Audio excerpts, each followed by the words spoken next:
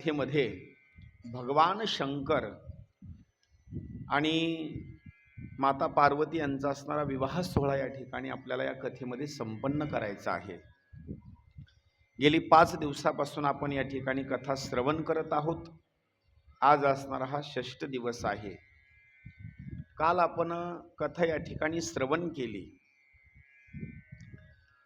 की भगवान शंकराच्या मंदिरामध्ये जर एखाद्या भाविक भक्तानं जर दीप लावला किंवा आरती लावली, दिवा लावला तर त्याचं पुण्य काय प्राप्त होतं, तर त्याचं पुण्य सांगितलेलं आहे.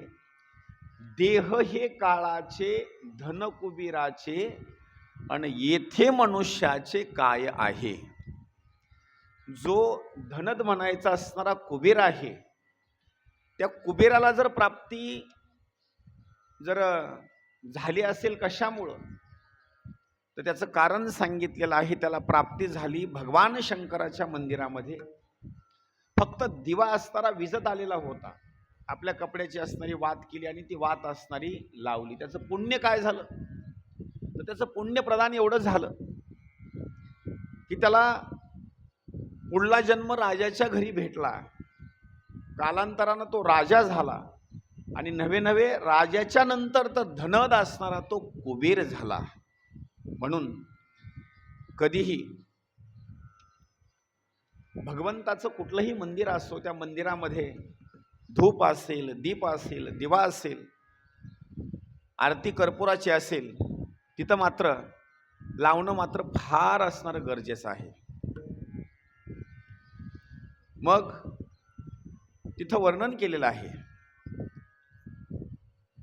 की भगवान शंकराच्या मंदिरामध्ये जर दिवा दीप उत्सव असणारा जर केला तर आनंदाची असणारी गोष्ट आहे. आता इथं आपल्याला दुसरी असणारी कथा श्रवण करायची आहे. पहिलं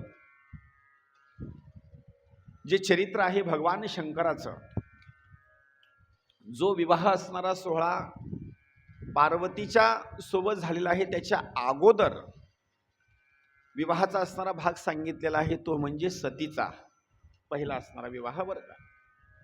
आता ही सती जी असणारी जी पत्नी आहे, लक्ष देऊन ऐका बरं का, बोलू नका. ही सती नावाची असणारी जी पत्नी भगवान शंकराची आहे, त्या सतीच्या वडिलाचं नाव आहे दक्ष प्रजापती. लक्षात ठेवा बरं का. आणि त्या दक्ष प्रजापतीला 1 आणि 2 नाही तर अशा सतीसारख्या 60 कन्या आहेत. किती मुली? 60.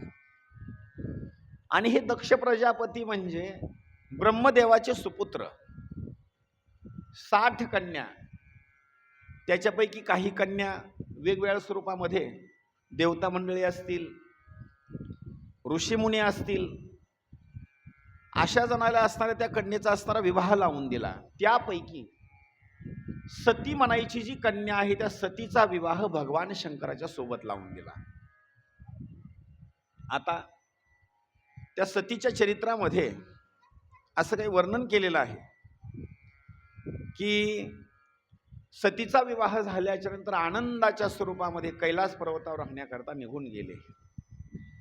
आणि कैलास पर्वतावर राहण्याकरता गेल्याच्या नंतर तिथं मात्र आनंदामध्ये असणारे विहार करू लागले. पण आनंदामध्ये विहार करत असताना काही दिवसाचा असणारा कालावधी निघून गेला. पुढं त्या माता सतीचं काही वर्णन केलेलं आहे. भगवान शंकराला जर प्रिय काय असेल आणि रात्रंदिवस जर जप कशाचा करत असतील, तर प्रभू श्री रामचंद्रजीच्या नाम जपाचा किंवा राम जपाचा असणारा ते जप करतात. आणि त्यांना कथा जर कुठली आवडत असेल भगवान शंकराला, तर भगवान शंकराला कथा आवडते प्रभू श्री रामचंद्रजीची. म्हणून भगवान शंकर आणि माता सती अगस्ती ऋषीच्या आश्रमामध्ये कथा श्रवण करण्याकरता गेले. कथा श्रवण केली आणि तिथं प्रभू श्रीरामचंद्रजीचं असणारं चरित्र श्रवण केलं. पार्वती मातेनं म्हणजे सतीनं नंदी बैलावर बसून कैलास पर्वताकडे येऊ लागले. मग कैलास पर्वताकडे येत असताना रस्त्यामध्ये ज्या प्रभू श्रीरामचंद्रजीची कथा श्रवण केली, ते कथा श्रवण केल्याच्या नंतर दंडकारण्याच्या परिसरामध्ये प्रभू श्रीरामचंद्रजी दगडाला, गवताला, पशुपक्ष्याला, प्रत्येक जणाला विचारू लागले, सांगा माझ्या पत्नीला शीतेला तुम्ही पाहिलं का? असं रडू लागले. पण आता हे कसं आहे, आकाश मार्गाने जात असताना भगवान शंकरांनी प्रभू श्रीरामचंद्रजीकडे पाहिलं आणि नंदी बैरावर बसलेले प्रभू श्रीरामचंद्रजीला पाहिल्याच्या नंतर त्यांनी पाया पडले. कोणाच्या? प्रभू श्रीरामचंद्रजीच्या पाया पडले. सतीनं प्रश्न विचारला, सगळे लोक तुमच्या पाया पडतात आणि तुम्ही एक व्यक्ती पत्नी करता इथं रडत आहे, पशु पक्षाला विचारित आहे आणि तुम्ही त्याच्या पाया पडलात, नेमकं कारण काय आहे? कोण आहे ते? त्यावेळेला भगवान शंकरांना सांगितलं सतीला हसून, सती, ज्यांची आपण कथा ऐकून आलो का नाही, ते ज्या प्रभू श्री रामचंद्रजीची, तेच प्रभू श्री रामचंद्रजी हे आहेत. विश्वास पटला नाही बरं का? विश्वास नाही पटला. तिचा गैरसमज सतीचा असा झाला, जर हे जर ईश्वर असतील, हे जर खरे प्रभू श्री रामचंद्रजी असतील, तर पत्नी करता रडू शकत नाही ते, हे कशाचे देव?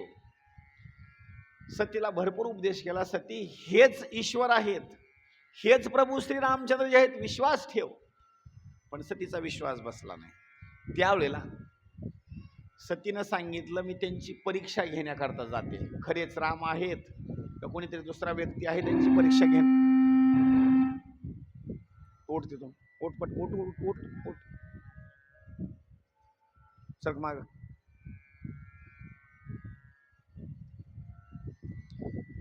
आणि विश्वास न पटल्यामुळं भगवान शंकरांनी सांगितलं, सती माझ्या शब्दावर विश्वास ठेव. पण कसं आहे लक्षात ठेवा बरं का, जिथं भगवान शंकरानं सांगितलेलं जर पत्नी विश्वास ठेवत नसेल सती, तर आपल्या कलियुगाचं कुठं मांडायचं? सांगतात कोण? भगवान शंकर. पण सतीचा विश्वास नाही. आता दुसरी गोष्ट सांगतो. सती भगवान प्रभू श्री रामचंद्रजीची परीक्षा घेण्याकरता निघाली. आता कशी परीक्षा घ्यायची? हे देव आहेत का कोण आहेत? देवाला फसवण्याकरता सतीसारखं रूप, त्या सतीनं रूप सीतेसारखं रूप धारण केलं फसवण्याकरता. प्रभू श्री रामचंद्रजी पशु पक्षाला, दगडाला, सगळ्याला विचारू लागले, माझी सीता पाहिली का? सांगा कोणीतरी. तोपर्यंत माता सतीनं सीतेचं रूप धारण केलं आणि त्यांच्या समोर जाऊन थांबली. सतीला असं वाटलं की मला पाहिल्याबरोबर आनंदित होतील. त्यावेळेला समोर सतीला पाहिल्याच्या नंतर देवानं ओळखलं, हिनं रूप घेतलेलं आहे बरं का, ही खरी सीता नाही. समोर आल्याच्या नंतर यांनी पाठ फिरवली, परत दगडाला विचारण्याकरता सुरुवात केलं, पशु पक्षाला. परत सती समोर गेली. 2-4 वेळेस झालं असं. शेवटी प्रभू श्री रामचंद्रजींनी तिला काही शब्द बोलले, तिला ओळखलं आणि बोलण्याकरता सुरुवात केली. तू का आई? शब्द लक्षात ठेवा बरं का. तू का ई, किती शब्द झाले? 3 बरं का. त्याचा अर्थ असा होतो, त्यांना असं सांगायचंय, तू का आई म्हणजे तू का आलीस? भगवान शंकरांनी तुला समजून सांगून सुद्धा तू इथपर्यंत आली नव्हे. प्रभू श्री भगवान शंकरांनी सांगून सुद्धा इथपर्यंत तुम्ही आलात आणि माझे इष्टदैवत प्रभू भगवान शंकर त्यांना समोर सोडून तुम्ही इथं आलात. तू का आई म्हणजे तू का आलीस आई, म्हणजे सतीला प्रभू श्री रामचंद्रजी आई मानतात आणि भगवान शंकरांना वडील मानतात. इतकं वर्णन आहे बरं का. त्यावेळेला परीक्षेमध्ये नापास झाल्याच्या नंतर नाटक केलेलं, प्रभू श्री रामचंद्रजीचे पाय धरले सतीनं आणि प्रश्न विचारला, देवा मी तुम्हाला फसवण्याकरता आले होते बरं का, तुम्ही खरेच देव आहे तर दुसरं कोणी आहेत, पण मला माफ करा, माझ्या पती परमेश्वरांनी भगवान शंकरांनी मला सांगितलं होतं, सांगून सुद्धा मी ऐकलं नाही, मी इथं आले.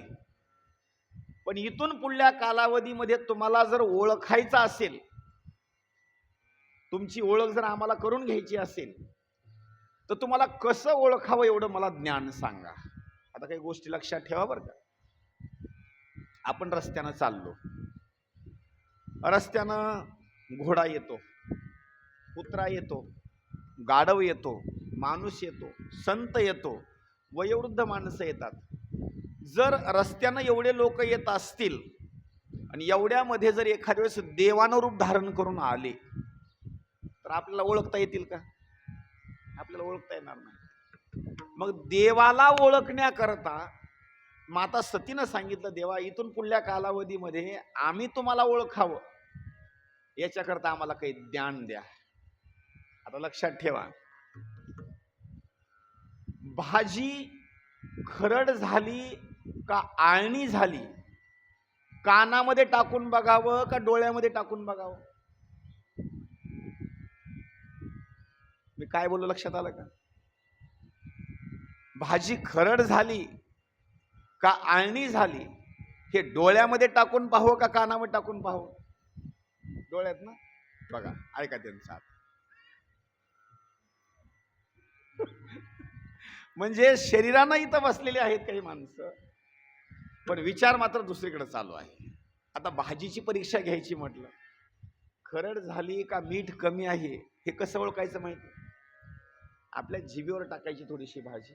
मोठमोठे आचार्य काय करतात, असं वरण असेल किंवा काही शिजला असेल का नाही, थोडासा चमच्यावर असणारा भात घेणार, त्याची परीक्षा घेणार. तुम्ही घरी चहा करता किंवा हॉटेलवाले चहा बनवतात, सगळा चहा घोटणार, एक थेंब टाकणार अगोदर बरं का. तसं परीक्षा घेत असताना माता सीतेनं नवे सतीनं प्रश्न विचारला, देवा तुम्हाला ओळखण्याकरता काही गोष्ट सांगा. प्रभू श्रीरामचंद्रजींनी हसले आणि सांगण्याकरता सुरुवात केली. किती विचार करायची गोष्ट आहे बघा बरं का. त्यांनी सतीला ज्ञान सांगायला पाहिजे होतं प्रश्न विचारल्यास, पण सांगितलं नाही बरं का. आता का सांगितलं त्याचं कारण आहे का? ज्या पत्नीचा विश्वास सांगितल्याच्या नंतर आपल्या मालकावर नाही, मी काय म्हणून लक्षात ठेवा बरं का, ज्ञान सांगितलं असतं, पण ज्या स्त्रीचा विश्वास आपल्या पती परमेश्वरानं सांगितल्याच्या नंतर त्याच्यावर विश्वास नाही, मग मी सांगून माझ्यावर कशाचा विश्वास बसणार आहे? मग त्यांनी उलट सांगायला सुरुवात केलं, माता तुम्हाला जर हे ज्ञान पाहिजेच असेल तर मी सांगण्यापेक्षा हे ज्ञान तुमच्या घरीच आहे. ती म्हणले, कुठं घरी आहे?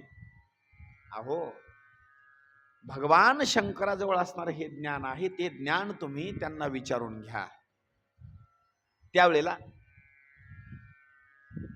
प्रणाम दंडवत वगैरे केला आणि माता सती निघून गेल्या. आता विचार करा बरं का देवाचा, एकच वेळेस भगवान शंकराची आज्ञा उल्लंघन केली सतीनं, म्हणजे सांगितलेला शब्द अजिबात ऐकला नाही. तर भगवान शंकरांनी तिथून पुढे चलत जात असताना सोबत सोबत गेले नाहीत, तुला पाठीमागं यायचंय आता ये अथवा न ये, गेले निघून. आणि आणखी गोष्ट आहे का, कैलास पर्वतावर राहत असताना ही जोडी बरोबर दोघ जण अशी थांबायची बरं का. डाव्या हाताला दररोज सती आणि उजव्या हाताच्या ठिकाणी भगवान शंकर असे त्या कैलास पर्वतावर बसायचे. पण तिथं गेल्याच्या नंतर जे डाव्या साईडचं जे आसन होतं का नाही सतीचं, ते आसनच ठेवलं नाही, आसन काढून टाकलं. म्हणजे आता तुझा माझ्या बरोबर बसण्याचा जो भाग आहे, आता हे स्थान तुझं नाही. आता का? माझ्या सांगण्यावर जर पत्नीचा विश्वास नसेल तर तिला मी आता शेजारी बसवणार नाही, तुझी जागा आता समोर म्हणले. ते आसन काढलं आणि समोर टाकलं. अनेक दिवसापर्यंतची तपश्चर्या आणि एक दिवस प्रश्न विचारण्याकरता सुरुवात केली सतीनं, देवा माझ्याकडून चूक झाली, आणि तुम्ही सांगितलेलं मी ऐकलं नाही, मला माफ करा. पण ते ब्रह्मज्ञानाचा उपदेश मला सांगण्याकरता तुम्ही सुरुवात करा. त्यावेळेला भगवान शंकर प्रसन्न झाले आणि ते ज्ञान सांगण्याकरता सुरुवात केली. आणि ते ज्ञान कशा स्वरूपाचं आहे तुम्हाला सांगतो. हरिपाठ झाल्याच्या नंतर आपण गुरु परंपरेचे काही अभंग म्हणतो. त्याच्यामध्ये 2 अभंग फार महत्वाचे बरं का. आज आपल्याला जे ज्ञान झालेलं आहे त्याची गुरु परंपरा सांगतो. तुकोबराय सांगतात, सत्य गुरु राये कृपा मज केली अन परी नाही घडली सेवा काही. तुकोबराय सांगतात. आणि आपल्याकडे जे ब्रह्मज्ञान आहे का नाही, सगळ्यात अगोदर हे ब्रह्मज्ञान जर कोणी कुणाला सांगितलं असेल तर सगळ्यात अगोदर आदिनाथ उमा शब्द कसा आहे पहा बर का. आदिनाथ उमा बीज प्रगटिले, म्हणजे त्यांनी सांगण्याकरता सुरुवात केली. आता किती नवलाची गोष्ट आहे बर का. जिथं कथा कीर्तन वगैरे चालू असतं तिथं माणसाला झोप लागण्याकरता वेळ लागत नाही. तुम्ही टीव्हीच्या समोर बसा, लगेच तुम्हाला झोप लागते. पापणी सुद्धा तुम्ही डोळ्याची पाडणार नाहीत. मोबाईल समोर घ्या, मोबाईल समोर घेतल्याबरोबर झोप लागते. रात्रीच्या 2:30 वाजेपर्यंत मोबाईल नुसते असे लोक करले आहेत, नुसते असे सारखं असं चाळायला चालू आहे, दमच नाही बरं का. मोबाईल पाहत असताना किंवा टीव्ही पाहत असताना किंवा दुसरं कुठलं कार्य करत असताना झोप येते का आपल्याला? अजिबात नाही. पण इथं वर्णन केलेलं आहे देवाचं नामचिंतन. देवाची कथा सुरू झाली का नाही, माणूस इथं आल्याबरोबर येऊन बसल्या बसल्याच बरोबर का जांभई देणार आणि बसल्याबरोबर हो का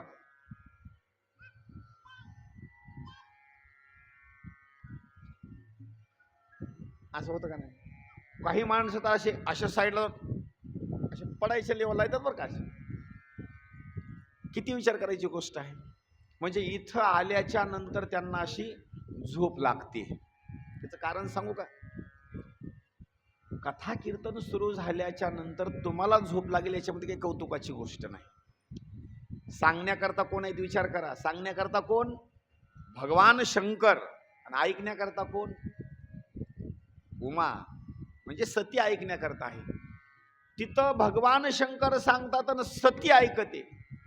आणि कधीही सांगतो एका माणसानं पुढं बोलत राहावं आणि दुसऱ्यानं मागं नुसतं असं म्हणायचं बरं का, हो हा हा मान हलवावी. सांगणाऱ्या माणसाला जरा बरं वाटते बरं का. नाही तर नुसते असे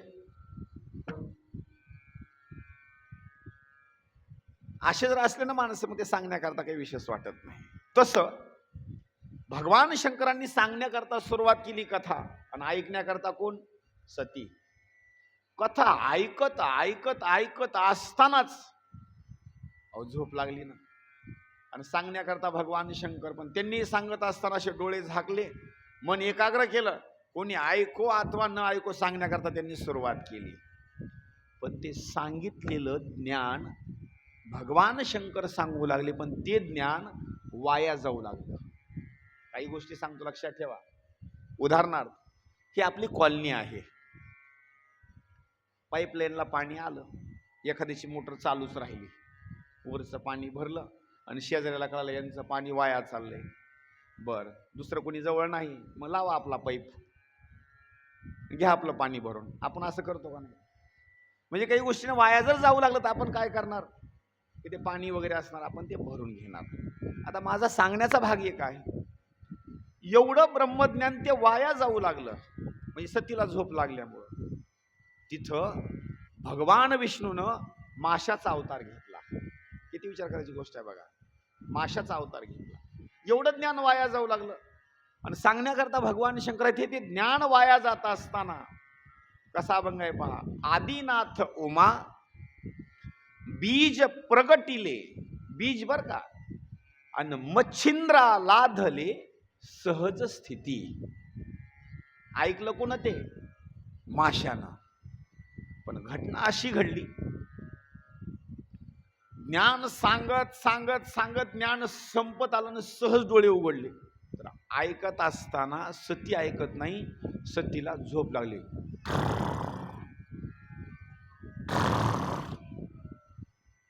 म्हणजे सतीला झोप लागलेली. आता या घोरण्याचं काय सांगू तुम्हाला, काय नाही. माणूस आपण रात्रीच्याला झोपावून शेजारी माणूस घोरणारा असावा. बाबा बाबा बाबा बाबा, त्यानं जर घोरायला चालू केलं तर मी तर उठून मांडीच घालून बसतोय बरं का. असं मला तर झोपच येत नाही. आणि काही जणांच्या गाड्या तर अशा चालतात का नाही. आता आमच्या आळंदीला आमच्या संस्थेमध्ये नवीन विद्यार्थी आला. नवीन 2 दिवस झाला. 5वीचा विद्यार्थी आला. रात्रीचे 11 11:30 वाजले, लाईट गेली आणि झोपलेलो आम्ही. मेणबत्ती अशी लावलेली आणि त्याची घुरण्याची पद्धत बरं का. ह्याला विचारायला माहिती आहे. असा मध्ये गॅप टाकायचा आणि फुसकारी मारायचं. मी म्हणलं लाईट गेली, एखादा नागरास्त नसेल, काय सांगताय ते मला. अहो आम्ही सगळ्यांनी तुम्हाला सांगतो मोबाईलच्या बॅटऱ्या लाव, कुठं म्हणलं न जाणं, काय सांगताय ते म्हणलं घरात येऊ शकतं. बॅटऱ्या लावू आणि ह्याचं सारखं चालूच. हे सगळं चेकअप झाल्याच्या नंतर लाईट आली तर त्याच्याकडे बघितलं तर ती फुसकाऱ्या मारायला. म्हणलं जमलं गडे. एक कानाखाली आवाज घाला, म्हणलं उठून बस म्हणलं. सगळं घर परेशान आहे म्हणलं. काही माणसं सुद्धा असे फुसकाऱ्या मारणार असतात बरं का. ते ब्रह्मज्ञान वाया जाऊ लागलं ना. वाया जाणारं ब्रह्मज्ञान माझ्या भगवान विष्णूंनी श्रवण करण्याकरता सुरुवात केली. मच्छिंद्रा लाधले सहज स्थिती, ते ज्ञान ऐकलं. आता एवढं ज्ञान ऐकल्याच्या नंतर त्या माशाला पुढं पकडलं कोळ्यानं. त्याच्यामधून जो जन्म झाला माशाच्या पोटातून तो कुणाचा? मच्छिंद्रनाथाचा. किती सुंदर कथा आहे पहा. आणि त्या मच्छिंद्रनाथाची कथा अशी सांगितली जाते बरं का.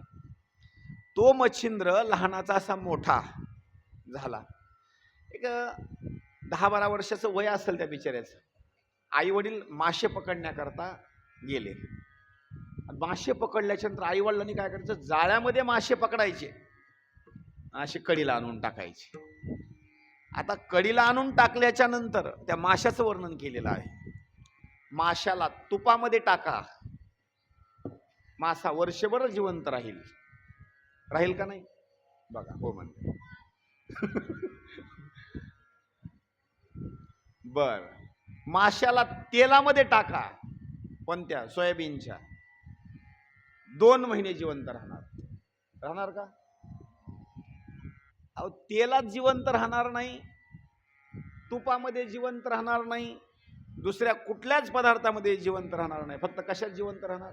फक्त पाणी. त्याचं सगळ्यात जास्त जर प्रेम कशावर असेल ना, फक्त पाणी.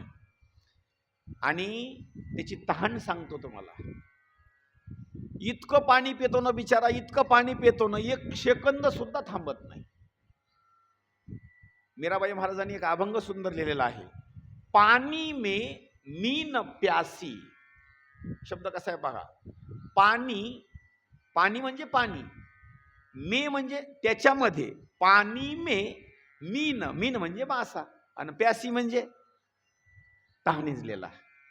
एवढा मासा पाण्यात राहून सुद्धा, एवढं पाणी पिऊन सुद्धा त्याला जर प्रश्न विचारला तहान भागली का, तो काय सांगतो माहिती आहे का? अजिबात नाही. तो मासा ज्या वेळेला आई वडिलांनी पकडला, असे मासे पकडल्याच्या नंतर काठाला आणले, त्या मच्छिंद्रनाथांनी काय करायचं, असे मासे तडफडायचे, असे काठावर आणून टाकल्याच्या नंतर तडफडणारे मासे मच्छिंद्रनाथानं बघितले आणि त्याचा जीव असा हालू लागला नुसता. असा कुणाचा? मच्छिंद्रनाथाचा. काय यांची अवस्था, किती तडफड तडफड तडफड करतात. आई वडिलांनी मासे पकडायला गेले आतमध्ये, की जेवढे आई वडिलांनी मासे पकडून आणले होते का नाही तडफडणारे मासे, ह्यानं उचलायचे आणि परत मध्ये नेऊन टाकायचे. असं एकदा नाही 10 वेळेस झालं. त्या आई वडिलांना राग आला, आम्ही मासे पकडून आणतो आणि तू पकडलेले मासे मध्ये नेऊन सोडतोस. आईला आणि वडिलाला सांगितलं, मी मासे पकडल्याच्या नंतर हे मी त्यांना मारू शकत नाही. आई वडिलांनी सांगितलं, अरे असं जर तू जीवन जगलास तर खाणार काय? त्याने सांगितलं, मी भीक मागेल शब्द कसा आहे बघा, मी भीक मागेन पण कुणाचा जीव मारणार नाही. भीक मागणे म्हणजे भिक्षा मागणे बरं का. आणि मच्छिंद्रनाथांनी काय केलं, भीक मागितली नाही, भिक्षा मागितली. आणि कुणाच्या सांगण्यावर माहिती का, आई वडिलांनी माशाचे जे जीव आहेत ते मारू लागले आणि मच्छिंद्रनाथांनी ते जीव वाचवले. म्हणजे कुणाला सुद्धा मारलं नाही, भिक्षा मागितली. मच्छिंद्राणी बोध पुढं गोरक्षासी केला. किती कथा सुंदर आहे. हे ओघामध्ये आले म्हणून तुम्हाला सांगतो बरं का. ज्या वेळेला गावामध्ये मच्छिंद्रनाथ फिरत होते त्यावेळेला सहज एका स्त्रीनं सांगितलं, मला पुत्र संतती नाही. त्यांनी अंगुरा असणारा असा दिला आणि सांगितलं, तुम्हाला पुत्र संतती नाही पण एक माझी गोष्ट ऐका, 12 वर्षापर्यंत तुम्हाला पुत्र संततीचं मी सुख देईल पण 12 वर्षाच्या नंतर याला मी सोबत घेऊन जाईल. आता काही गोष्टी ऐका बरं का. उदाहरणार्थ, आपल्याला पुत्र संतती होणारच नाही, एखाद्या साधू महात्म्याने सांगितलं 12 वर्षापर्यंत तुमच्याजवळ ठेवील आणि पुन्हा मी घेऊन जाईल, आपण काय म्हणणार, काही हरकत नाही महाराज, पण 12 वर्षापर्यंत तरी आम्हाला आनंद मिळेल ना. निपुत्रिक जीवन जगण्यापेक्षा आम्ही या ठिकाणी पुत्रासारखं असणारं जीवन, आम्हाला मुलगा झाल्याचे तर आम्हाला आनंद होईल. त्यावेळेला असा अंगारा असणारा भारून दिला, हातावर घेतला आणि हातावर घेतल्याच्या नंतर ज्या वेळेला असा खाणार, शेजारच्या स्त्रीला विचारलं, ही अंगुरा मी खाऊ का नाही खाऊ. त्यावेळेला त्या स्त्रीनं सांगितलं, एका साधू महात्म्यानं दिले आणि हे काही खरे नसतात बरं का बाबा, हे खोटे असतात, विश्वास ठेवू नको, न जाणं काहीतरी षडयंत्र करतील आणि षडयंत्र करून तुला फसवतील, खाऊ नको तो. मग काय करायचं याला, हा जो अंगार आहे ना तो टाकून दे. आता कुठे टाकून द्यायचा, आपण सगळा घरामधला कचरा जमा करतो आणि सगळा फ्रीज मध्ये भरून ठेवतो, कुठं भरतो मग, लक्ष नसतं माणसाचं. काय सगळा कचरा गोळा करतो आणि गाडी आल्याच्या नंतर गाडीवाल्याला पैसे घेऊन देऊन टाकतो, असंच का, मोफत असणारा देऊन टाकतो. आणि काही गोष्टी माझ्या ऐका बरं का. जुना काळ होता, जुन्या काळामध्ये किंवा द्वापार युगामध्ये श्रीकृष्ण भगवंतानं बासरी वाजवली का नाही, सगळ्या गवळणी गोळा व्हायच्या जुन्या काळात बरं का, बासरी वाजवल्याच्या नंतर. आणि आता घंटा गाडीचा घंटा वाजला सगळ्या माता भगिनी असणाऱ्या गोळा होतात, काय घेऊन, कचरा घेऊन. आणि त्यावेळेला दही, दूध, तूप, लोणी वगैरे कृष्णाला खाण्याकरता घेऊन यायचं, आता कचरा. आता इथं जे वर्णन केलेलं आहे, तिनं तो अंगुरा घेतला आणि उखंड्यावर नेऊन टाकून दिला. पण साधू महात्मे फार हुशार असतात. 12 वर्षाचा कालावधी निघून गेला आणि भिक्षा मागत मागत त्याच गावामध्ये आले. आणि भिक्षा मागण्याकरता त्या घरी आल्याच्या नंतर त्यांच्या लक्षामध्ये आलं की आपण इथं अंगुरा दिला होता.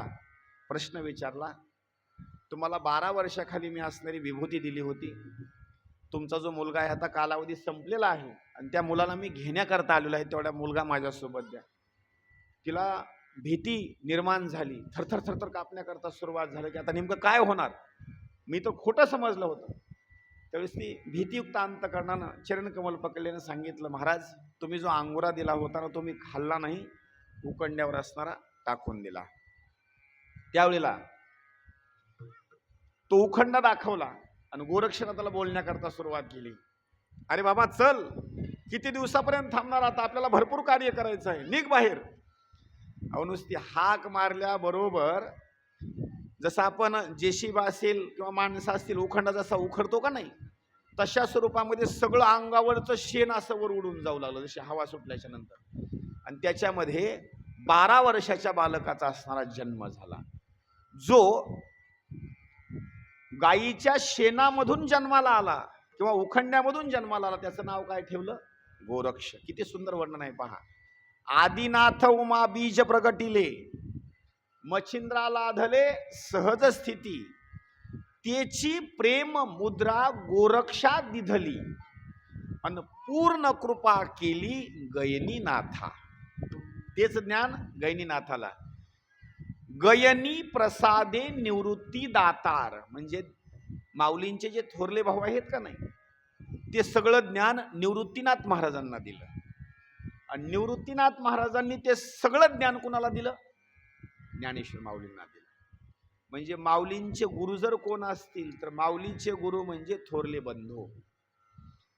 आता विचार करा, त्यांचं निवृत्ती नाव का हे पण लक्षात ठेवा बरं का. आपल्या जवळ गैनीनाथांनी दिलेलं सगळं ज्ञान आपल्या जवळ ठेवलं आणि ते सगळं ज्ञान आपल्या भावाला देऊन टाकलं. त्या काळाचं सांगतोय बरं का, आताचं नाही. आताचे भाऊ लय हुशार, अजिबात आपल्या जवळचं छोट्याला देणार नाही. सगळा पैसा आपल्या आपल्या नावावर असा टाकून घेणार, दुसरीकडे जागा घेणार, दुसरीकडे फ्लॅट घेणार, कुणाला पत्ता लागू देणार नाही, काही नाही काही नाही. जर उघडं जर पडलं तर पुन्हा म्हणणार माझ्या सासरवाडी कोण दिलंय बरं का.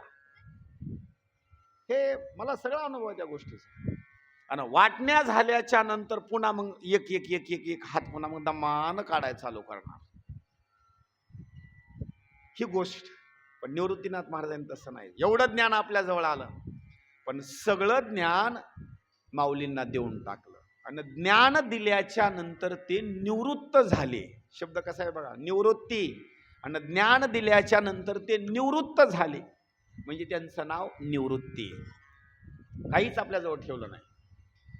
आता माऊलींनी एका गोष्टीचा विचार केला बरं का. भगवान शंकराने ज्ञान सांगितलं माता पार्वतीला, सतीला, मच्छिंद्रनाथांनी ऐकलं, गोरक्षनाथांनी ऐकलं, गैनीनाथांनी ऐकलं, गैनीनाथाच्या नंतर निवृत्तीनाथ महाराजांनी ऐकलं. पण एकच गुरु आणि एकच शिष्य. गोष्ट कशी आहे बघा बरं का. एक गुरु आणि एकच शिष्य. माऊलींनी विचार केला, एकच गुरु आणि एकच शिष्य जर झाले तर या सगळ्या सृष्टीमधल्या लोकांचा उद्धार कधी होणार. तुम्ही दररोजचा अभंग म्हणता बरं का, लक्षात ठेवा. माऊलींनी ही गोष्ट लक्षात घेतली की असं चालणार नाही. आपण जर एकाच शिष्याला जर ज्ञान दिलं तर त्याचाच उद्धार होईल, दुसऱ्याचा उद्धार व्हायचा नाही. आणि माऊलींचे खरे दोन शिष्य आहेत बरं का, खरे दोन. कुणाला सांगता येईल का दोन कोणते आहे का? माहिती कुणाला? नाव आहे का? माऊलीचे खरे दोन शिष्य. एक सांगायचा म्हटलं तर रेडा, एक सांगायचा म्हटलं तर रेडा. तो शिष्य त्याच्या नुसता मस्तकावर असा हात ठेवला रे ठेवला, त्यानं बोलण्याकरता सुरुवात केली. आणि आज गुरु सुद्धा काय करतात माहिती का, असं मस्तकावर हात ठेवतात, त्याला मंत्र देतात आणि त्याला बोलण्याकरता सुरुवात करतात. माऊलीने कुणाच्या डोक्यावर हात ठेवला? रेड्याच्या. आता मटाले ताई तिकडल्याच आहेत बरं का. आता हे दर्शनाला तिकडे जातात, तिथं जी समाधी आहे का नाही आळे फाट्याला, आळे गावामध्ये, तिथं गेल्याच्या नंतर त्या रेड्याला रेडा कोणीच म्हणत नाही. काय म्हणतात त्याला? माऊली तर म्हणतातच म्हणतात, पण रेडेश्वर म्हणतात. काय म्हणतात त्याला? रेडेश्वर. आणि कुठलीही आपली इच्छा जर पूर्ण करायची असेल तर तिकडल्या परिसरातले लोक त्या रेडेश्वराचं दर्शन घेण्याकरता जातात. महाराज, किती वर्णनाची गोष्ट आहे. तिथला रेडा खातो पेडा.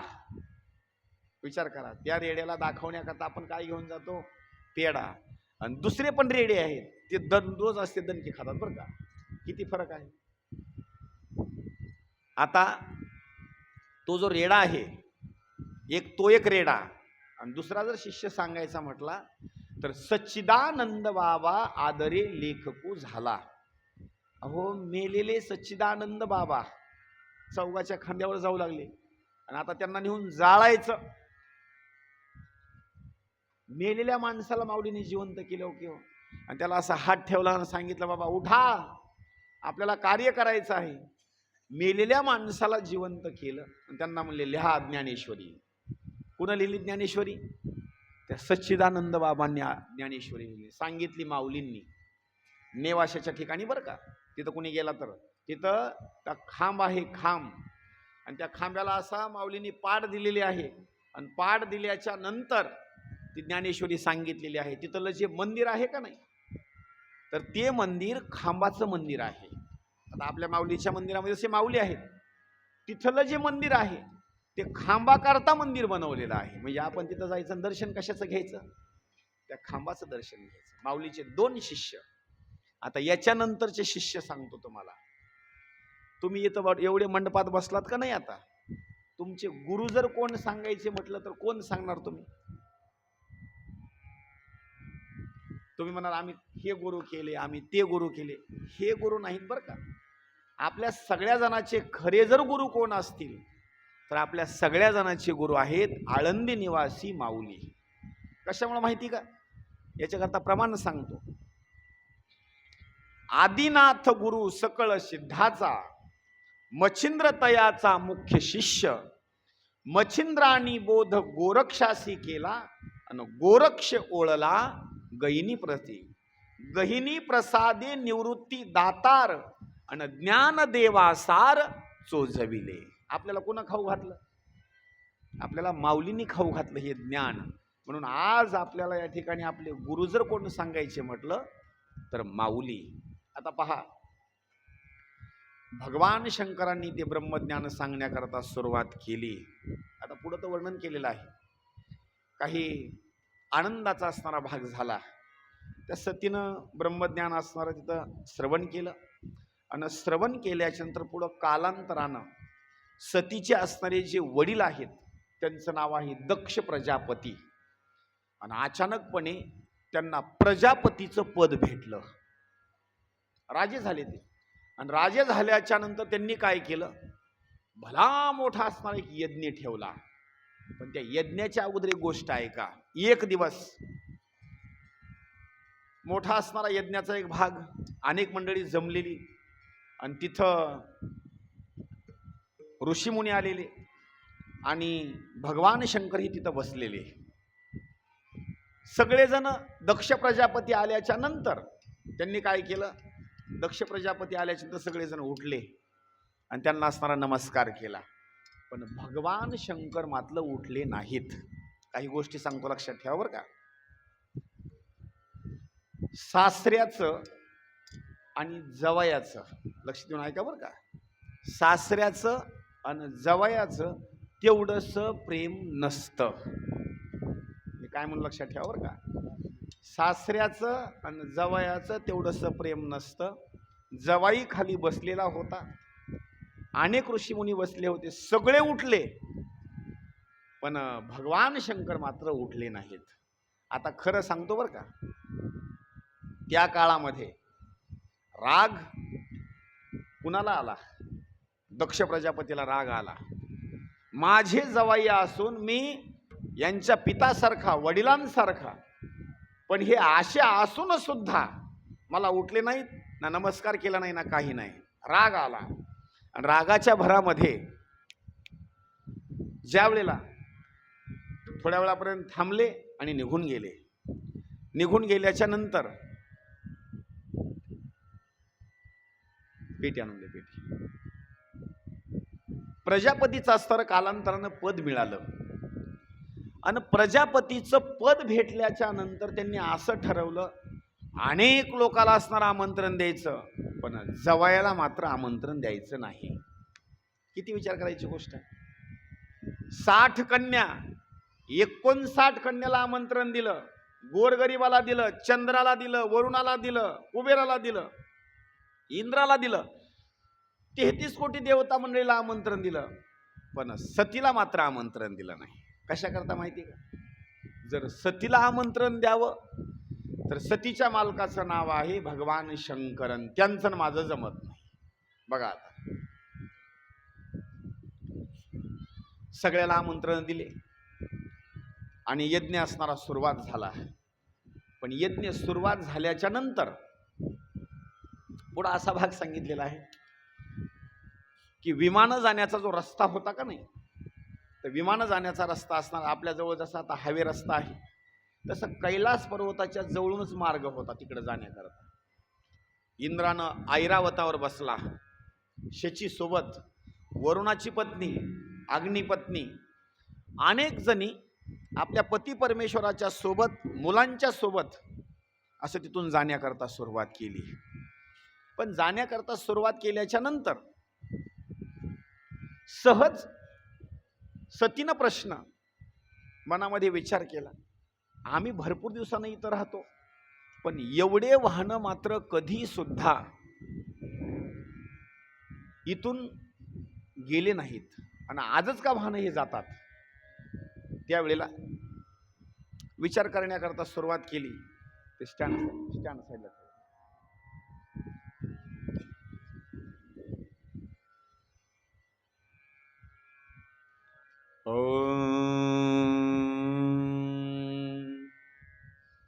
सतीनं जे काही वाहनं जाऊ लागले त्या रस्त्याकडे असणारी सती गेली. इंद्राला प्रश्न विचारला, इंद्राच्या पत्नीला प्रश्न विचारला, अनेक काही देवता मंडळीच्या पत्न्या होत्या त्यांना प्रश्न विचारला.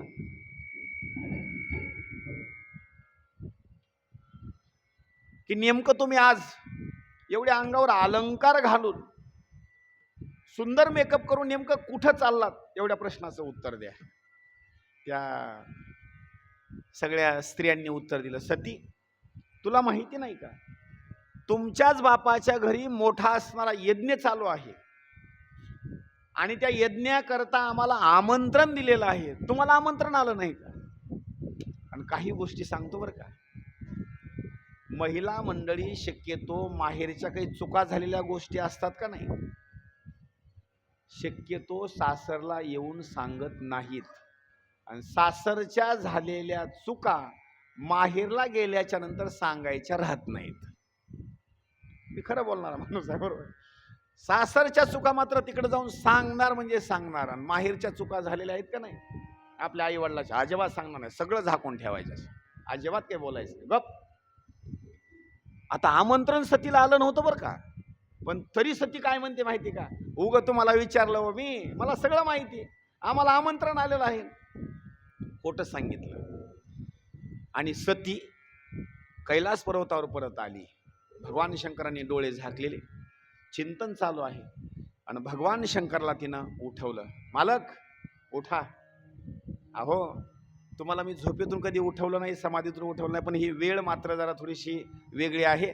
आणि दुसरी गोष्ट म्हणजे तुमच्याकडून मला परवानगी घ्यायची आहे, आणि ती परवानगी घेण्याकरता मी तुम्हाला समाधीतून उठवत आहे. त्यावेळेला भगवान शंकरांनी डोळे उघडले, प्रसन्न मुख असणारं केलं. आणि प्रसन्न मुख केल्याच्या नंतर सतीला विचारलं, सती काय काम आहे, कशाची परवानगी पाहिजे? सतीनं सांगितलं, माझ्या वडिलाच्या घरी आणि तुमच्या सासऱ्याच्या घरी भला मोठा असणारा यज्ञ ठेवलेला आहे, आणि इंद्र तिकडेच गेले वरून. अरे तू काय करतो, ज्यांचा आवाज वाढवायचा त्यांचा. हॅलो, ओ बघा बोला. नाही ती नाही, ती बरोबर नाही, त्याचं माहिती.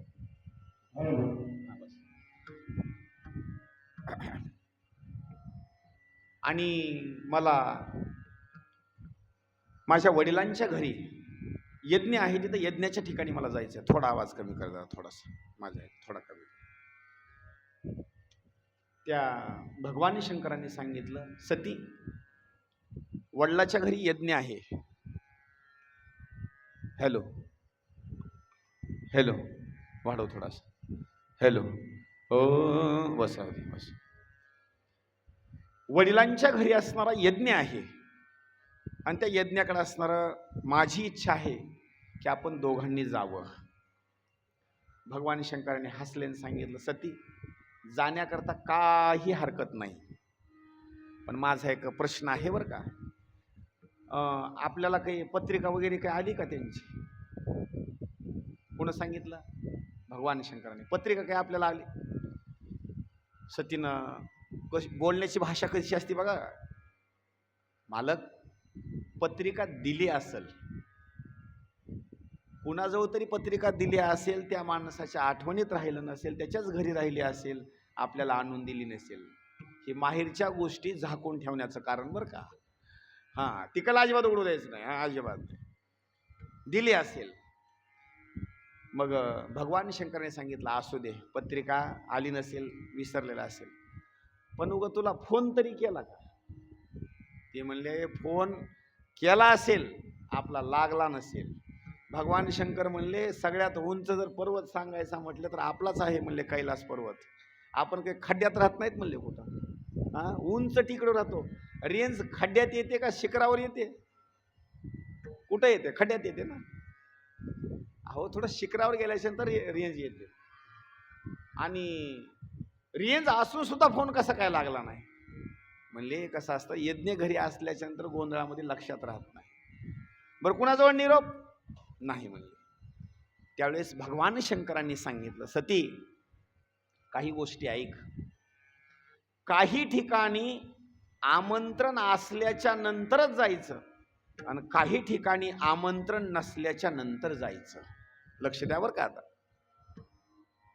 कुणाच्या वास्तुशांतीचा कार्यक्रम असेल, कुणाचा दुसरा घरचा घरगुती कार्यक्रम असेल, आमंत्रण दिल्याशिवाय त्याच्या घरी अजिबात पाऊल टाकायचा नाही.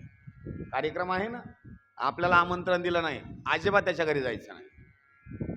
बिना आमंत्रणाचा प्रवेश अजिबात नाही करायचा. पुढं ऐका, बिना आमंत्रणाचं कुठं जायचं? इथं माऊली मंदिरामध्ये भाविक भक्तांनी अखंड हरिनाम सप्ताह ठेवला. तुम्हाला पत्रिका असो असवा नसो, बिना आमंत्रणाचं यायचं. सकाळचा नाश्ता सेवन करायचा, चहा घ्यायचा, 2 फॅन लावलेले आहेत तिथं,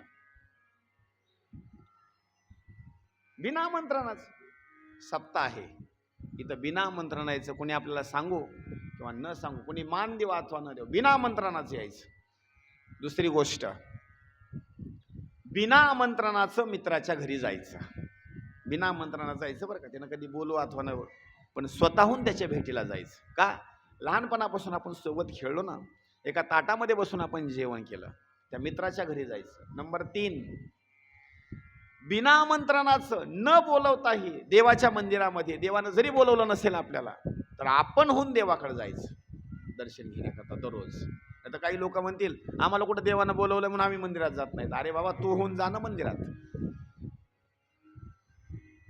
पुढली गोष्ट आहे का, गुरुच्या घरी सुद्धा बिना आमंत्रणाचं जायचं. ज्यांना आपण गुरु केलं ना, त्यांच्या घरी आपण बिना आमंत्रणानं जायचं आणि त्यांचं दर्शन घ्यायचं. आणि गुरुच्या आसनाच्या लेवलला कधीही बसायचं नाही. गुरु जर आसनावर बसले असतील तर आपण खाली बसायचं. अशी काही धर्ममर्यादा सांगितलेली आहे. आता हा उपदेश केला, पण सतीनं पॉइंटला पकडलं बरं का. देवा तुम्ही म्हणला ते बरोबर आहे बरं का. बिना आमंत्रणाचं काही ठिकाणी गेलं पाहिजे. मग तुम्ही सांगितलं ना, आता जिथं सप्ताह चालू असेल, यज्ञ चालू असेल, जिथं देवाचं कार्य असेल, तिथं बिना आमंत्रणाचं गेलं पाहिजे. मग आपल्याला आमंत्रणाची काय गरज आहे? चला आपण तिथं गेलं पाहिजे. भगवान शंकरांनी सांगितलं, सती तुला जायचं असलं तर जा बरं का, पण मला काही यायचं नाही. सतीनं म्हणली दुसरीकडे फिरायला जाता की, आणि इकडे काय होईल तुम्हाला फिरायला? हे बोलण्याची भाषा बरं का. दिवस दिवस फिरायला जाता तुम्ही, आणि आमच्या पप्पाच्या घरी म्हणलं की नका. आता काही जवळ येईल बरं का, 4-4 दिवस फिरायला दुसरीकडे जातील, पण सासरवाडी म्हणलं की अजिबात नाही. आणि तिकडला फोन आल्यास त्यांचा बीपीच वाढतो बरं का. अजिबात हा जमणार नाही अजिबात. मग सतीनं बोलण्याकरता सुरुवात केली. मालक चला. सांगितलं सती मी आलो असतो, पण तुझ्या बापाचं माझं जमत नाही बरं का. सती म्हणले नेमके भांडणं तर कशामुळे आहेत? काही नाही, फक्त मी त्यांना राम राम एकदा घातला नाही आणि मी उठलो नाही म्हणजे त्याच्यामुळे आमच्या दोघांचा 36 आकडा झालाय. हां, आणि आमच्या दोघांचे भांडणं आहेत. माझी इच्छा आहे की त्यांनी आमंत्रण जे आपल्याला दिलं नाही का नाही, त्याचं कारण एक आहे.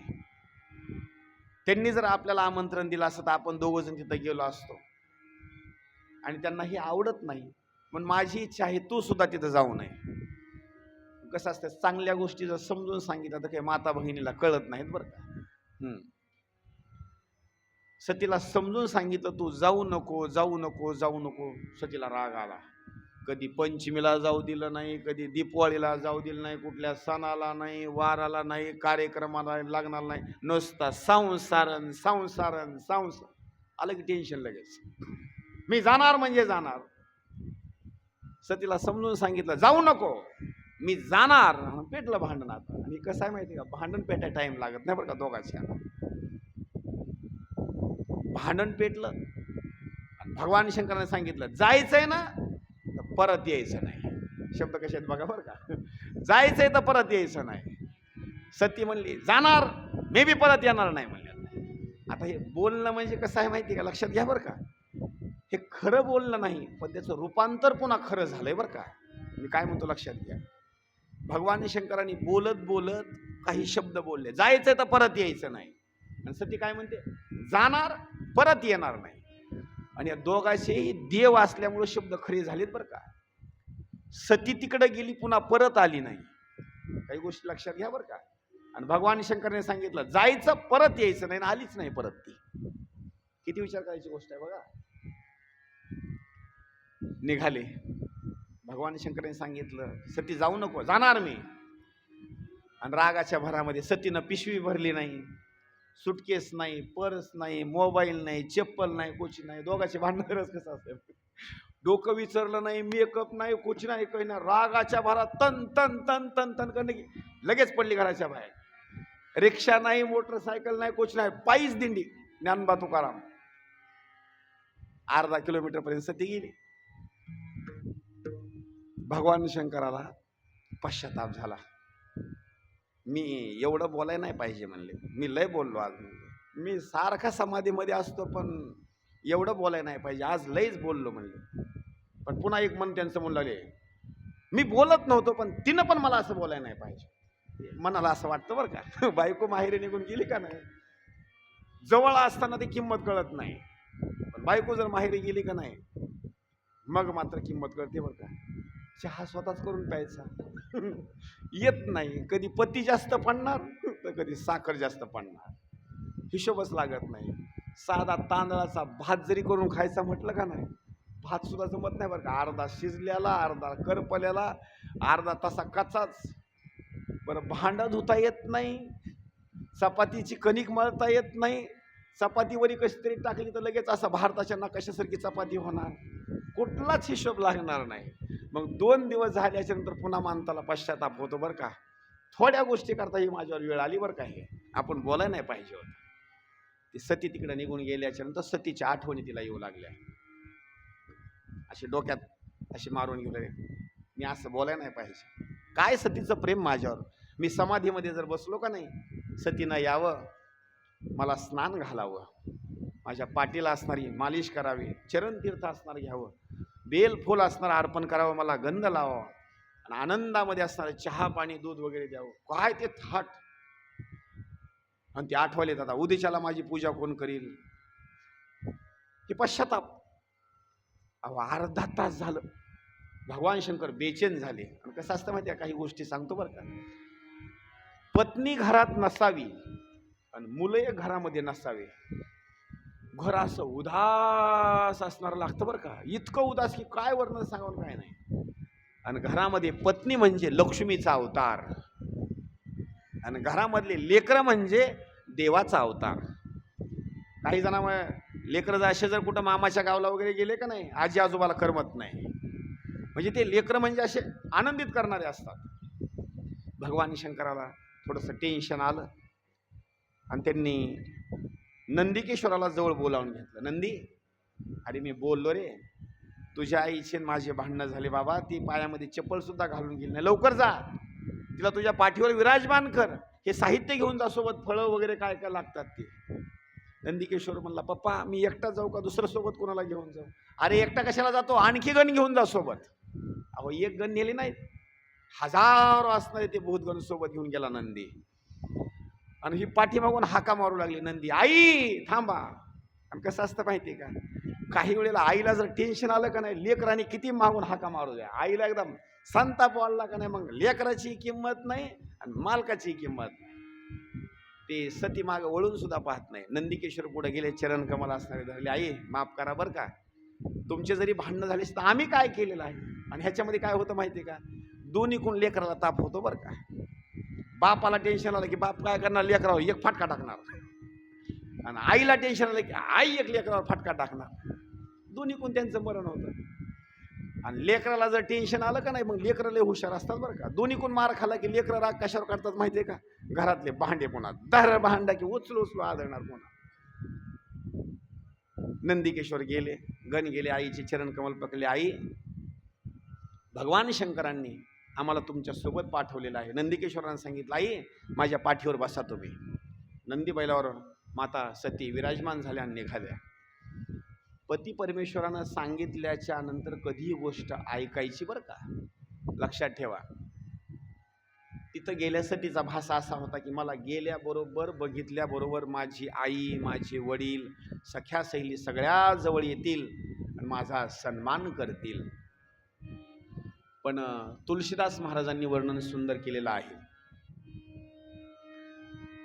पिता भवन जब गई भवानी, पिता भवन जब गई भवानी,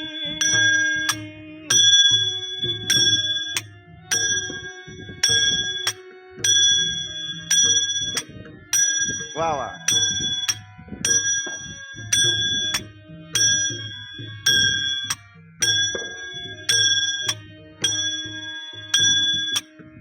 पिता भवन जब गई भवानी,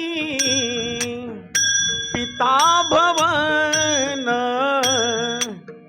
जब गई भवानी, पिता भवन जब गई भवानी, पिता भवन.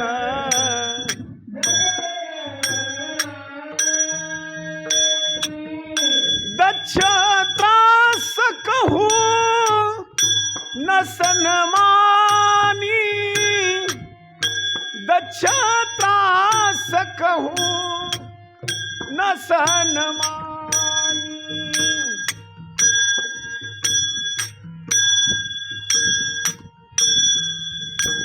वाह वाह, जय हो.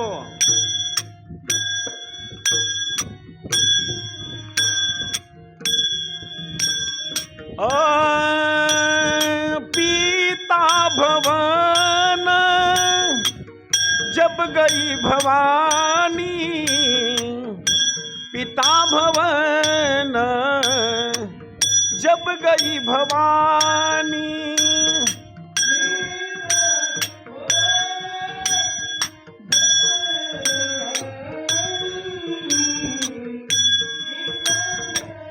वाह.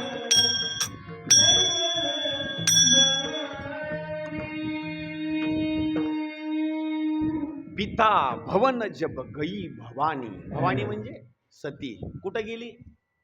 वडिलाच्या घरी. यज्ञ चालू आहे आणि यज्ञ चालू असताना त्या सतीला असं वाटलं की मी गेल्याबरोबर माझा तिथं सन्मान कोणी करील, पण अजिबात नाही. वडिलांनी बघितल्याबरोबर तर मान फिरवली. तिचा भास असा झाला, वडील काहीतरी कामामध्ये असतील पण माझ्याकडं पाहिलं नसेल. आईकडे गेली, पण आईकडे गेल्याच्या नंतर अगोदर वडिलांनी सांगून ठेवलं होतं, सती आल्याच्या नंतर कोणी सुद्धा सतीला बोलायचं नाही, तिचा सन्मान करायचा नाही, मानपान द्यायचं नाही, काही नाही. एवढं सांगितलेलं असून सुद्धा आईचं प्रेम म्हणजे आईचं प्रेम. आई जवळ आली आणि आईनं मात्र भेदभाव नाही केला बरं का. दुसऱ्या ज्या 59 कन्या होत्या तसं आल्याच्या नंतर आईनं तिच्या हातातली पिशवी वगैरे घेणं आणि विचारलं, बाई प्रवास चांगला झाला का? कशी आली तू? कोणती गाडी? कुठून आली? कसं आलं? काय नाही, सगळं विचारपूस केलं बरं का आईनं. तिला थोडंसं बरं वाटलं.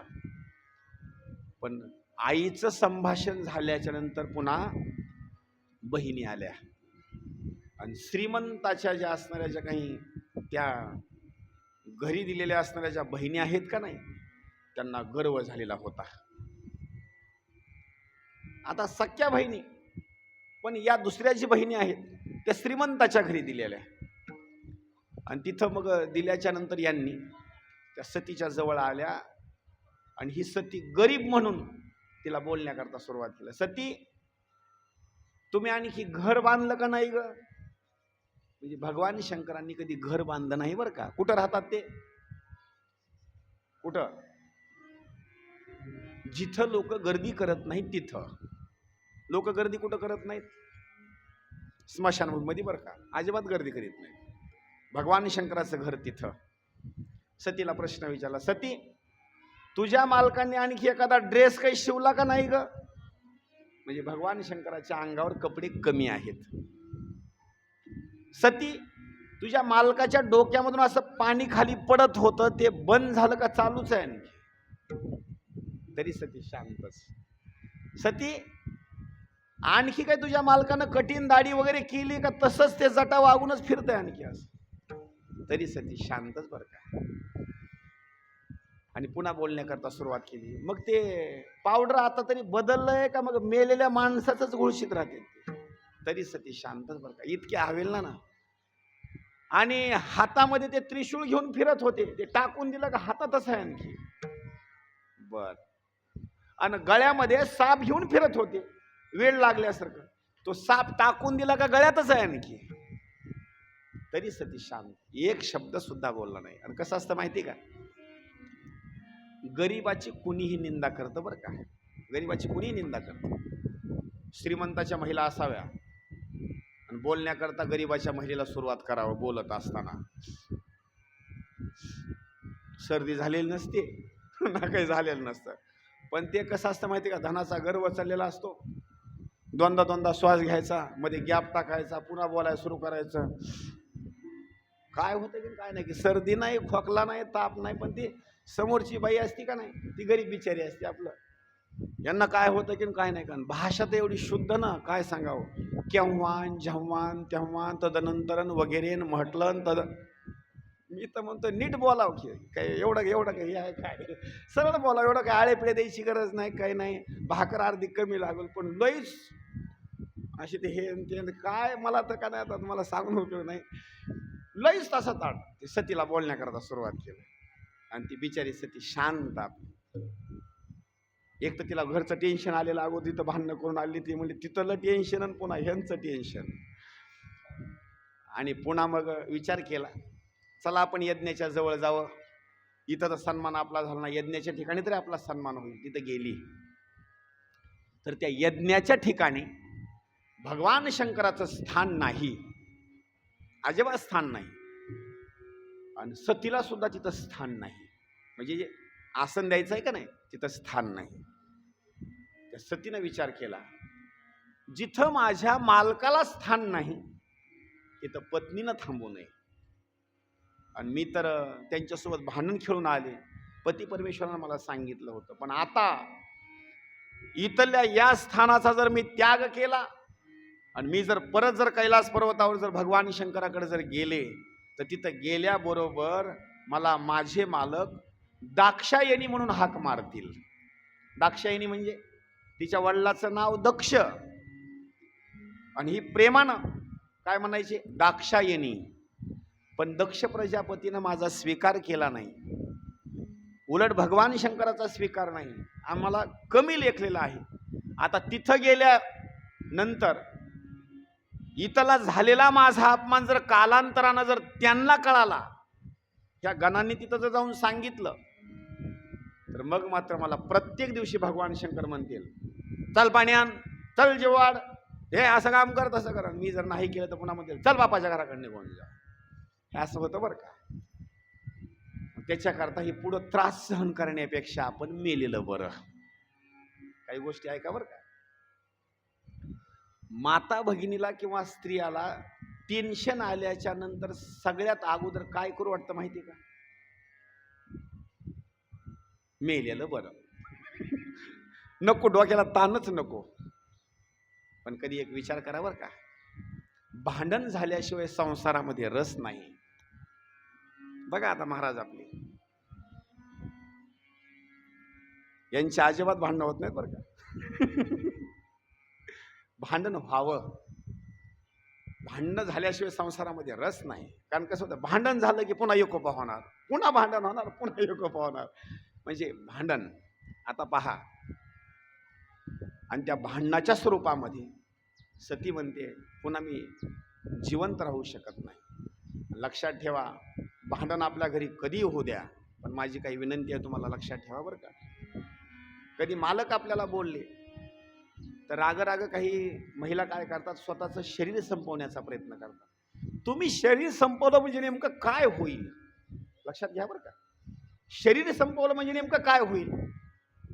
पण पुढला विचार करा, आपल्याला मुलं आहेत, माझ्या लेकराला उच्चारा भाकरी कोण देईल, माझ्या लेकराचा सांभाळ कोण करील, आणि ज्या लेकराला आई नाही ना त्याचं काय जीवन तुम्हाला सांगावं. काय इतकं वाईट जीवन ना अजिबात नाही. म्हणून एक माझी विनंती बरं का, कधी टेन्शन येईल, टेन्शन आल्याच्या नंतर 10 दिवसाकरता माहेरी निघून जा.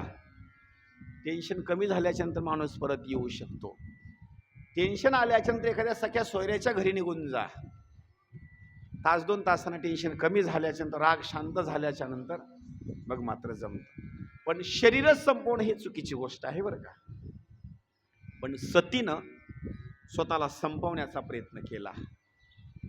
यज्ञ होता तिथं यज्ञ, आणि यज्ञाच्या कुंडाच्या जवळ अशी जाऊन थांबली सती. आणि कुंडाच्या जवळ जाऊन थांबल्याच्या नंतर सतीनं सगळ्या ब्राह्मण देवतेला सांगितलं, यज्ञ बंद करा. जिथं भगवान शंकराला स्थान नाही तिथला यज्ञ पूर्ण होणार नाही. पण काही ब्राह्मण लालची होते, लोभाचे.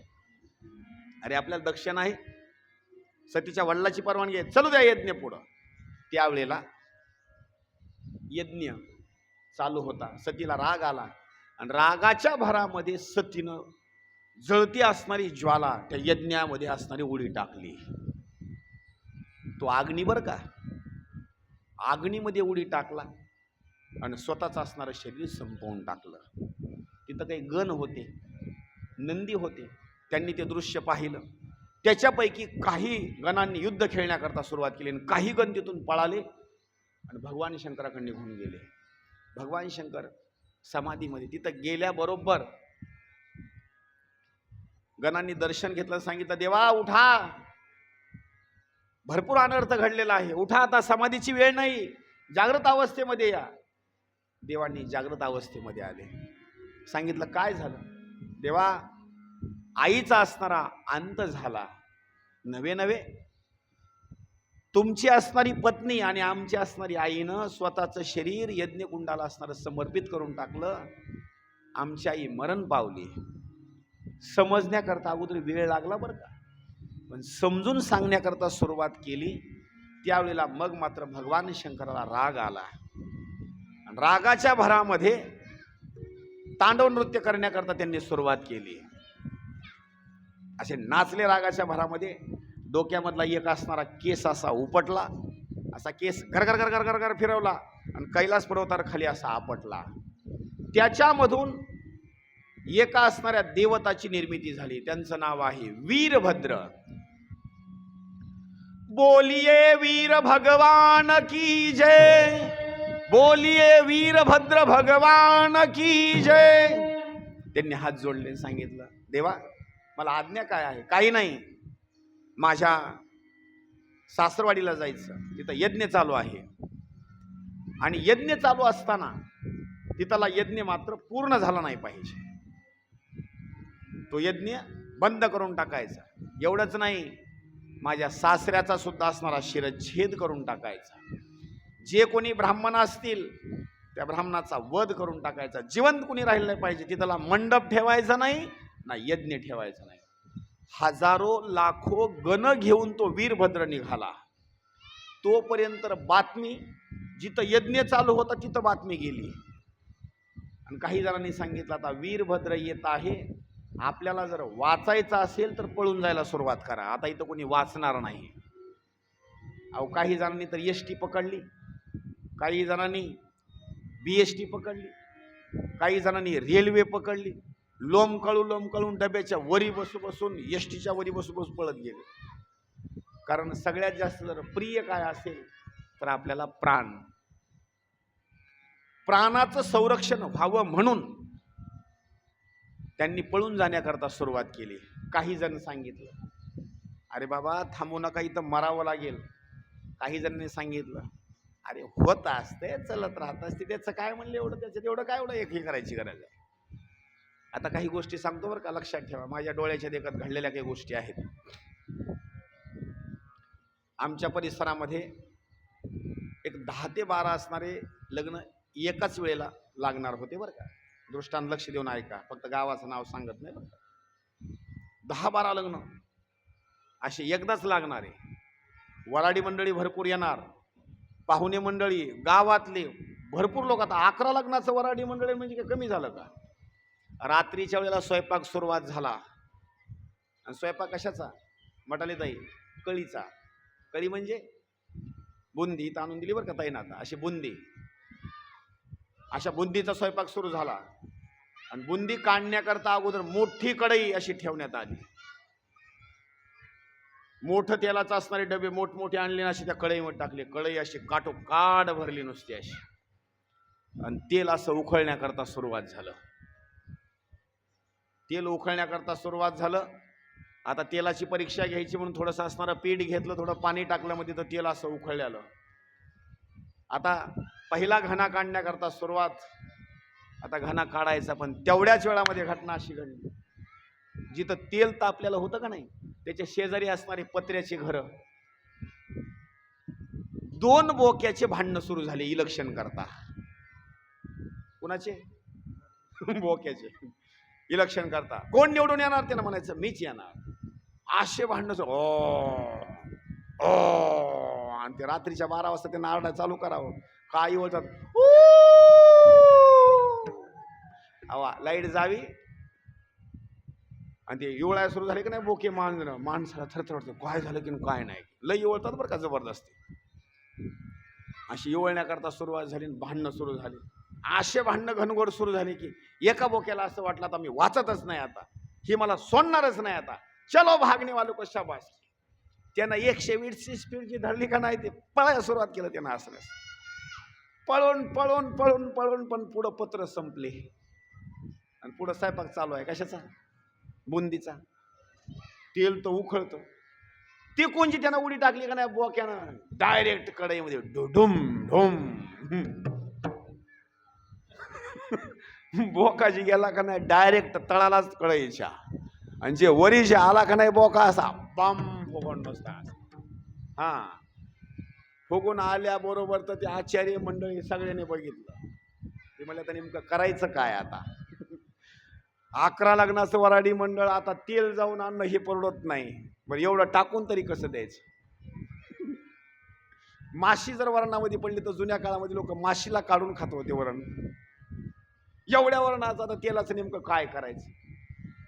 दुसरे लोक म्हणले, अरे इथल्या इथं तुम्ही डोळ्यांना बोका बघितला म्हणून तुम्हाला वाईट वाटायला. म्हणले तिकडे काही उंदरं मेले असते तुम्हाला काही दिसलेले असतात का. म्हणले डोक्यातून काढून टाका. म्हणले बोका पाहिलाच नाही असे विचार करा. घ्या म्हणले झारा पटकन.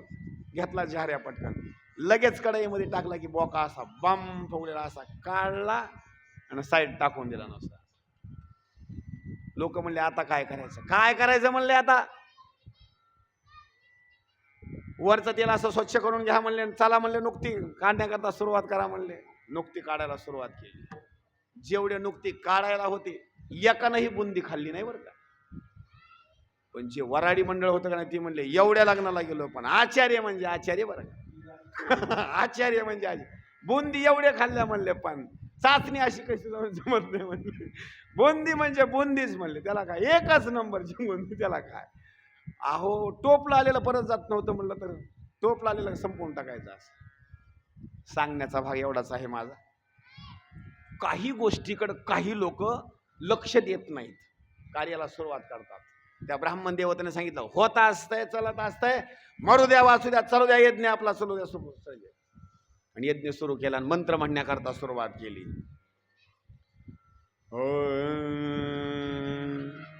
हरिहि ओम आनो भद्राः क्रतवो जन्तु विश्वतो दब्धासो अपरीतास उद्भिदः देवानो जथा सदमिद वृद्धे असन्न प्रायो रक्षितारो दिवे दिवे. ओम भगनी भागोदरी भगभुगे ओम बट स्वाहा. लक्षा ओठ. पुढला मंत्र नाही बरं का, मागला मंत्र होता. मंत्र म्हणण्याकरता सुरुवात.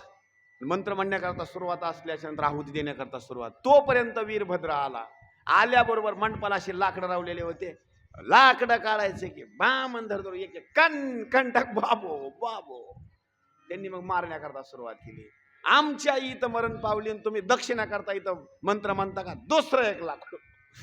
दुसरा एक ब्राह्मण म्हणतो, तुला मी सांगत होतो इथून चल, तू म्हणला की दक्षिणा भरपूर आहे इथं, दक्षिणा करता थांबला, आता नीट करायला म्हणला किती पैसे लागतात, चल म्हणला इथून, थांबू नको आता.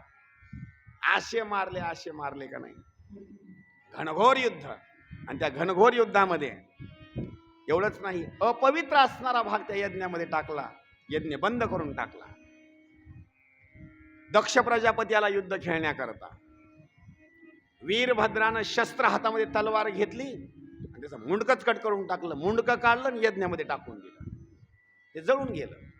घनघोर असणारं युद्ध. आणि त्या युद्धामध्ये वर्णन असं केलेलं आहे, सगळा यज्ञ बंद पडला. आणि यज्ञ बंद पडल्याच्या नंतर कालांतरानं त्या दक्ष प्रजापतीची असणारी पत्नी म्हणजे सतीची असणारी आई, तिनं आपल्या मालकाचं शरीर असं जवळ घेतलं आणि तिनं रडण्याकरता सुरुवात केली. किती दिवसापर्यंत? हजारो असणारे वर्षापर्यंत. मुंडकं नाही बरं का, नुसतं प्रेतच आहे. रडण्याकरता सुरुवात केली. कालांतरानं यज्ञ बंद आहे म्हणून 33 कोटी देवता मंडळी भगवान शंकराकडे गेले आणि स्तुती करण्याकरता सुरुवात केली. सकल देवा आधी देवा, कृपाळू आदी केशवा, महानंदा महानुभवान सदाशिवा सहस्र रूपा. देवा, अहो तुमचे सासरे मरण पावलेत, त्यांना जागृत अवस्थेमध्ये आपल्याला आणावं लागेल आणि यज्ञ पूर्ण करावा लागेल. आम्ही तुम्हाला स्थान देतो, तुम्ही काय करा, त्यांना उठवण्याचा प्रयत्न करा. सांगितलं काही हरकत नाही, त्यांना उठवतो, मला यज्ञामध्ये स्थान पाहिजे. आणि दुसरी गोष्ट, आता सासऱ्याला जिवंत करायचं म्हटलं तर त्यांचं मुंडकं मात्र यज्ञामध्ये जळून गेलेलं आहे. आता त्यांना दुसरं मुंडकं बसवावं लागेल. कोणतं मुंडकं बसवायचं म्हणले, याचं बोलण्याची जी भूमिका आहे का नाही, तर अगोदर गर्व झाल्यामुळं कसाही बोलू लागला, म्हणजे धन भरपूर असल्यामुळं, पद भेटल्यामुळं कसाही बोलू लागला. याला दुसरं तिसरं मुंडकं बसवू नका म्हणले, आता याला शेळीचं मुंडकं बसवा. गोष्ट लक्षात घ्या बरं का. शेळी एक भाग असा आहे, किंवा शेळीचा असणारा जी बोकड आहे का नाही, तो एक भाग असा आहे, दिवसभर त्याला चारा टाका आणि संध्याकाळी घरी आणून बांधा आणि परत चारा टाका, तरी बिचारा खाणारच बरं का. त्याचं तोंड कधी गप्प बसणार नाही. जास्त बोलत होता, याला बकऱ्याचं तोंड बसवा. आणि लक्षात ठेवा मी काय म्हणतो बरं का, इथं वाक्य त्या बकऱ्याचं वापरलेलं आहे. माझी विनंती आहे, लक्षात ठेवा. प्रतीक तिकडलं केलेलं आहे, दृष्टांत आपल्याकडे घ्या अगोदर. हे आपल्या कामाचा दृष्टांत आहे. कुणाला जर धन भरपूर झाला असेल ना, जास्त बडबड करू नका, बोलू नका, अतिशहाणपणा जास्त करू नका, कुणाला कमी लेखू नका.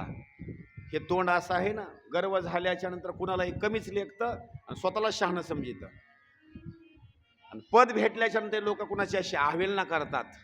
मग त्याच्याकरता सांगतो, जर भगवान शंकराच्या सासऱ्याला जर बकऱ्याचं तोंड बसवलं असेल तर आपल्याला कुठलं बसवलं आहे? काय म्हणतो लक्षात घ्या बरं का. आपल्याला कुठलं तोंड पुन्हा बसवलं जाईल? जर सासऱ्याकरता जर बकऱ्याचं तोंड असेल तर आपल्याकरता कशाच तोंड पुन्हा बसवलं जाईल? म्हणून कधीही गर्व नाही करायचं. यज्ञ असणारा पूर्ण करण्याकरता सासऱ्याला जिवंत केलं. सासूबाईनं भगवान शंकराची असणारी स्तुती केली आणि स्तुती केल्याच्या नंतर मग मात्र इथपर्यंत असणारा जो भाग आहे हा सतीखंडामधला भाग आहे. आता लक्षात ठेवा बरं का, भगवान शंकराची पहिली असणारी पत्नी, काल मी सांगून गेलो, तिचं नाव काय? पहिल्या पत्नीचं नाव सती बरं का, म्हणजे पहिली पत्नी म्हणजे सती. सतीनं यज्ञामध्ये उडी टाकल्याच्या नंतर त्या सतीचा पुन्हा दुसरा जन्म सांगितलेला आहे, तो म्हणजे उमा किंवा पार्वती.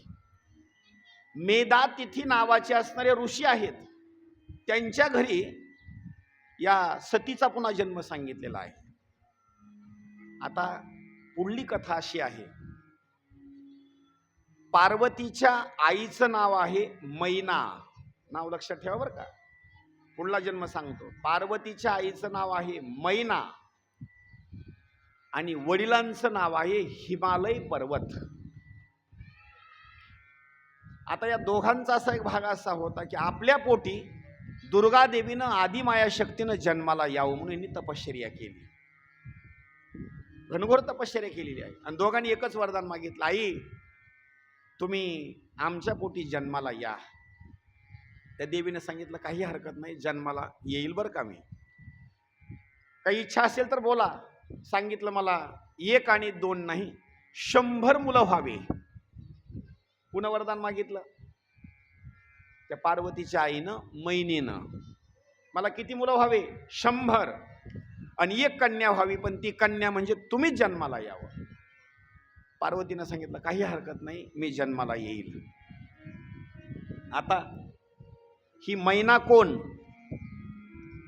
नंबर 2 ला धन्या कोण आणि नंबर 3 ला कलावती कोण, ह्याचं विशेष स्वरूपामध्ये ऐका बरं का. आता ही मैना म्हणजे यांना शाप आहे बरं का, या तिघी जणीला शाप आहे. सनकादिकाची सभा आणि सनकादिकाच्या सभेमध्ये या तिघी जणी गेल्या आणि या पितृलोकाच्या असणाऱ्या कन्या आहेत बरं का, म्हणजे पितर जे आपले म्हणतो का नाही त्यांच्या कन्या आहेत. सगळेजण उठले पण या तिघी जणी उठल्या नाहीत. यांना शाप देऊन टाकला, तुम्ही पृथ्वी तलावर जाल आणि पृथ्वी तलावर जाऊन माणसांच्या तुम्ही पत्न्या बनाल, म्हणजे खऱ्या ही देवाच्या कन्या पत्न्या. पण यांना शाप भेटला त्यावेळेला. आता ही कुणाकुणाच्या पत्नी ते लक्षात घ्या बरं का. 1 क्रमांकाची जी मैना मनाची आहे त्या मैनेचा पती आहे हिमालय पर्वत. दुसरी पत्नी आहे धन्या. धन्या म्हणजे ही जी पत्नी आहे, तर ही धन्या म्हणायची पत्नी जो मिथिला नगरीचा राजा जनक आहे का नाही, त्या जनकाची पत्नी असणारी ही धन्या आहे. किती झाल्या, 2 जणी. आणि तिसरी कलावती म्हणायची असणारी एक पत्नी आहे. राधिकेचे जे वडील आहेत ना, जे कृष्ण अवतारामध्ये राधा होती ना, त्या राधिकेच्या वडिलाचं नाव आहे वृषभानू. नाव लक्षात ठेवा बरं, काय काय भेटणार नाही. वृषभानू, त्या वृषभानूची पत्नी म्हणजे ही कलावती. आणि या तिघी जणींनी त्या सनकादिकाला हात जोडला आणि सांगितला, देवा आमचा उद्धार कधी होईल. त्या सनकादिकांनी सांगितलं तुमचा उद्धार होईल तुमच्या पोटी ज्या वेळेला देवीचा जन्म होईल त्यावेळेला तुमचा उद्धार होईल.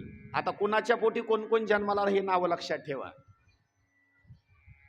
मैनेच्या पोटी जन्माला आली पार्वती. मैनेच्या पोटी जन्माला कोण आली, पार्वती. पार्वतीला तिनं सांभाळ करत असताना एक म्हणजे देवी सुद्धा आणि आपली मुलगी सुद्धा म्हणून सेवा केली, म्हणून त्या मैनेचा उद्धार पार्वतीमुळे झाला. 1 नंबर 2, जी धन्या म्हणायची पत्नी आहे जनकाची, तर धन्या म्हणायची असणारी जी पत्नी आहे, तर ही धन्या म्हणायची असणारी जी पत्नी आहे त्या धन्येचा जो उद्धार झाला तो माता सीतेमुळे झाला. लक्षात ठेवा बरं का. जनकाला जी मुलगी झाली तिचं नाव आहे सीता आणि त्या धन्या म्हणायच्या पत्नीचं आणखी दुसरं नाव आहे माता सुनैना. लक्षात ठेवा बरं का. सीतेच्या आईचं नाव दुसरे एक आहे सुनैना. सुनैना म्हणजे सु म्हणजे शुभ, सु म्हणजे चांगले आणि नैना शब्दाचा अर्थ होतो नयन म्हणजे डोळा. सुनैना, जिचे डोळे सुंदर आहे तिचं नाव सुनैना. आणि त्या सुनैनेचा उद्धार जर कुणामुळे झाला असेल तर सीतेमुळं सुनैनेचा उद्धार झाला. द्वापार युगामध्ये जी कलावती म्हणायची पत्नी आहे तिचा उद्धार जर कशामुळे झाला असेल तर त्या कलावतीच्या पोटी राधा जन्माला आली. आणि राधिकेचं सगळ्यात जास्त प्रेम कोणावर, कृष्णावर. आणि त्या राधिकेचं पालन पोषण केल्यामुळे त्या कलावतीचा उद्धार झाला. आता इथं वर्णन केलेलं आहे. मेनकानं तपश्चर्या केली, वरदान मागून घेतलं, आणि वरदान मागून घेतल्याच्या नंतर मग मात्र पार्वतीचं नाव ठेवलं. नाव लक्षात ठेवा बरं का, फार महत्वाची गोष्ट आहे.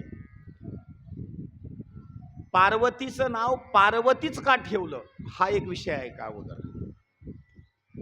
पार्वतीच्या वडिलाचं नाव काय आहे? हिमालय पर्वत. लक्षात ठेवा बरं का, त्यांची जी परंपरा सगळी आहे, सगळी पर्वताची परंपरा आहे. म्हणजे हिमालय पर्वत आणि त्यांचे सगळे जे पाठीमागलचे पूर्वज आहेत का नाही, तर सगळे पर्वतच आहेत. तर नाव ठेवत असताना नाव याच्याहून असं ठेवलं, आपली परंपरा पर्वताची आहे. लक्षात घ्या बरं का, शब्द कसा आहे. आपली परंपरा पर्वताची आहे. आपले असणारे जे पूर्वज आहेत ते पर्वत आहेत.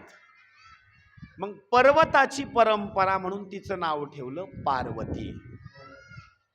शब्द कसा आहे बघा बरं का, पर्वताची परंपरा आहे म्हणून पार्वती. आणखी गोष्ट सांगतो, दुसरं नाव त्या पार्वतीला उमा ठेवलं बरं का. आता ही उमाचं नाव का ठेवलं याचं बारकावा आहे का आणखी.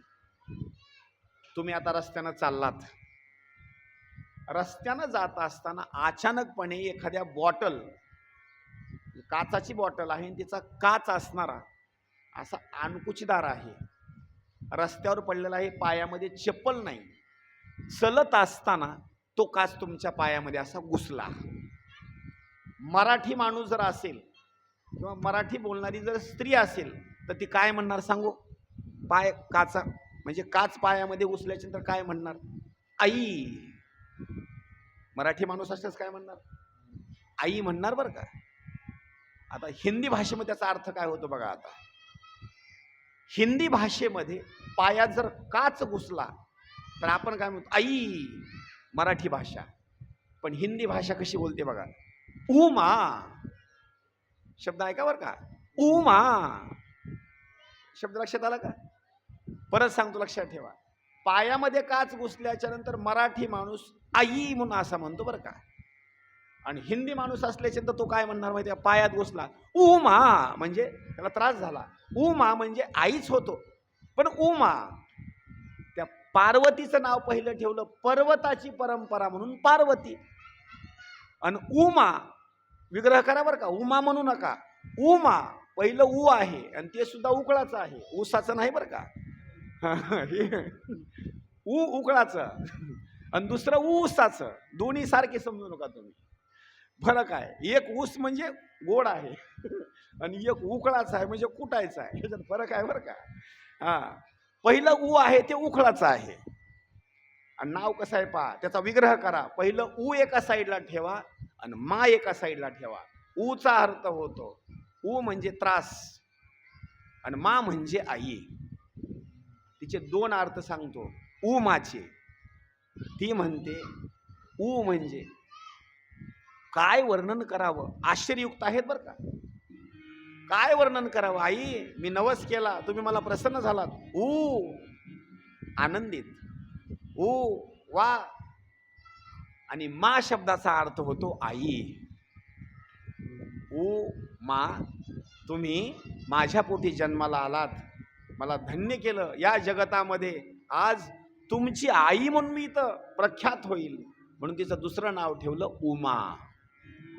आता लक्षात ठेवा बरं का, पहिलं नाव पार्वती आणि दुसरं नाव उमा.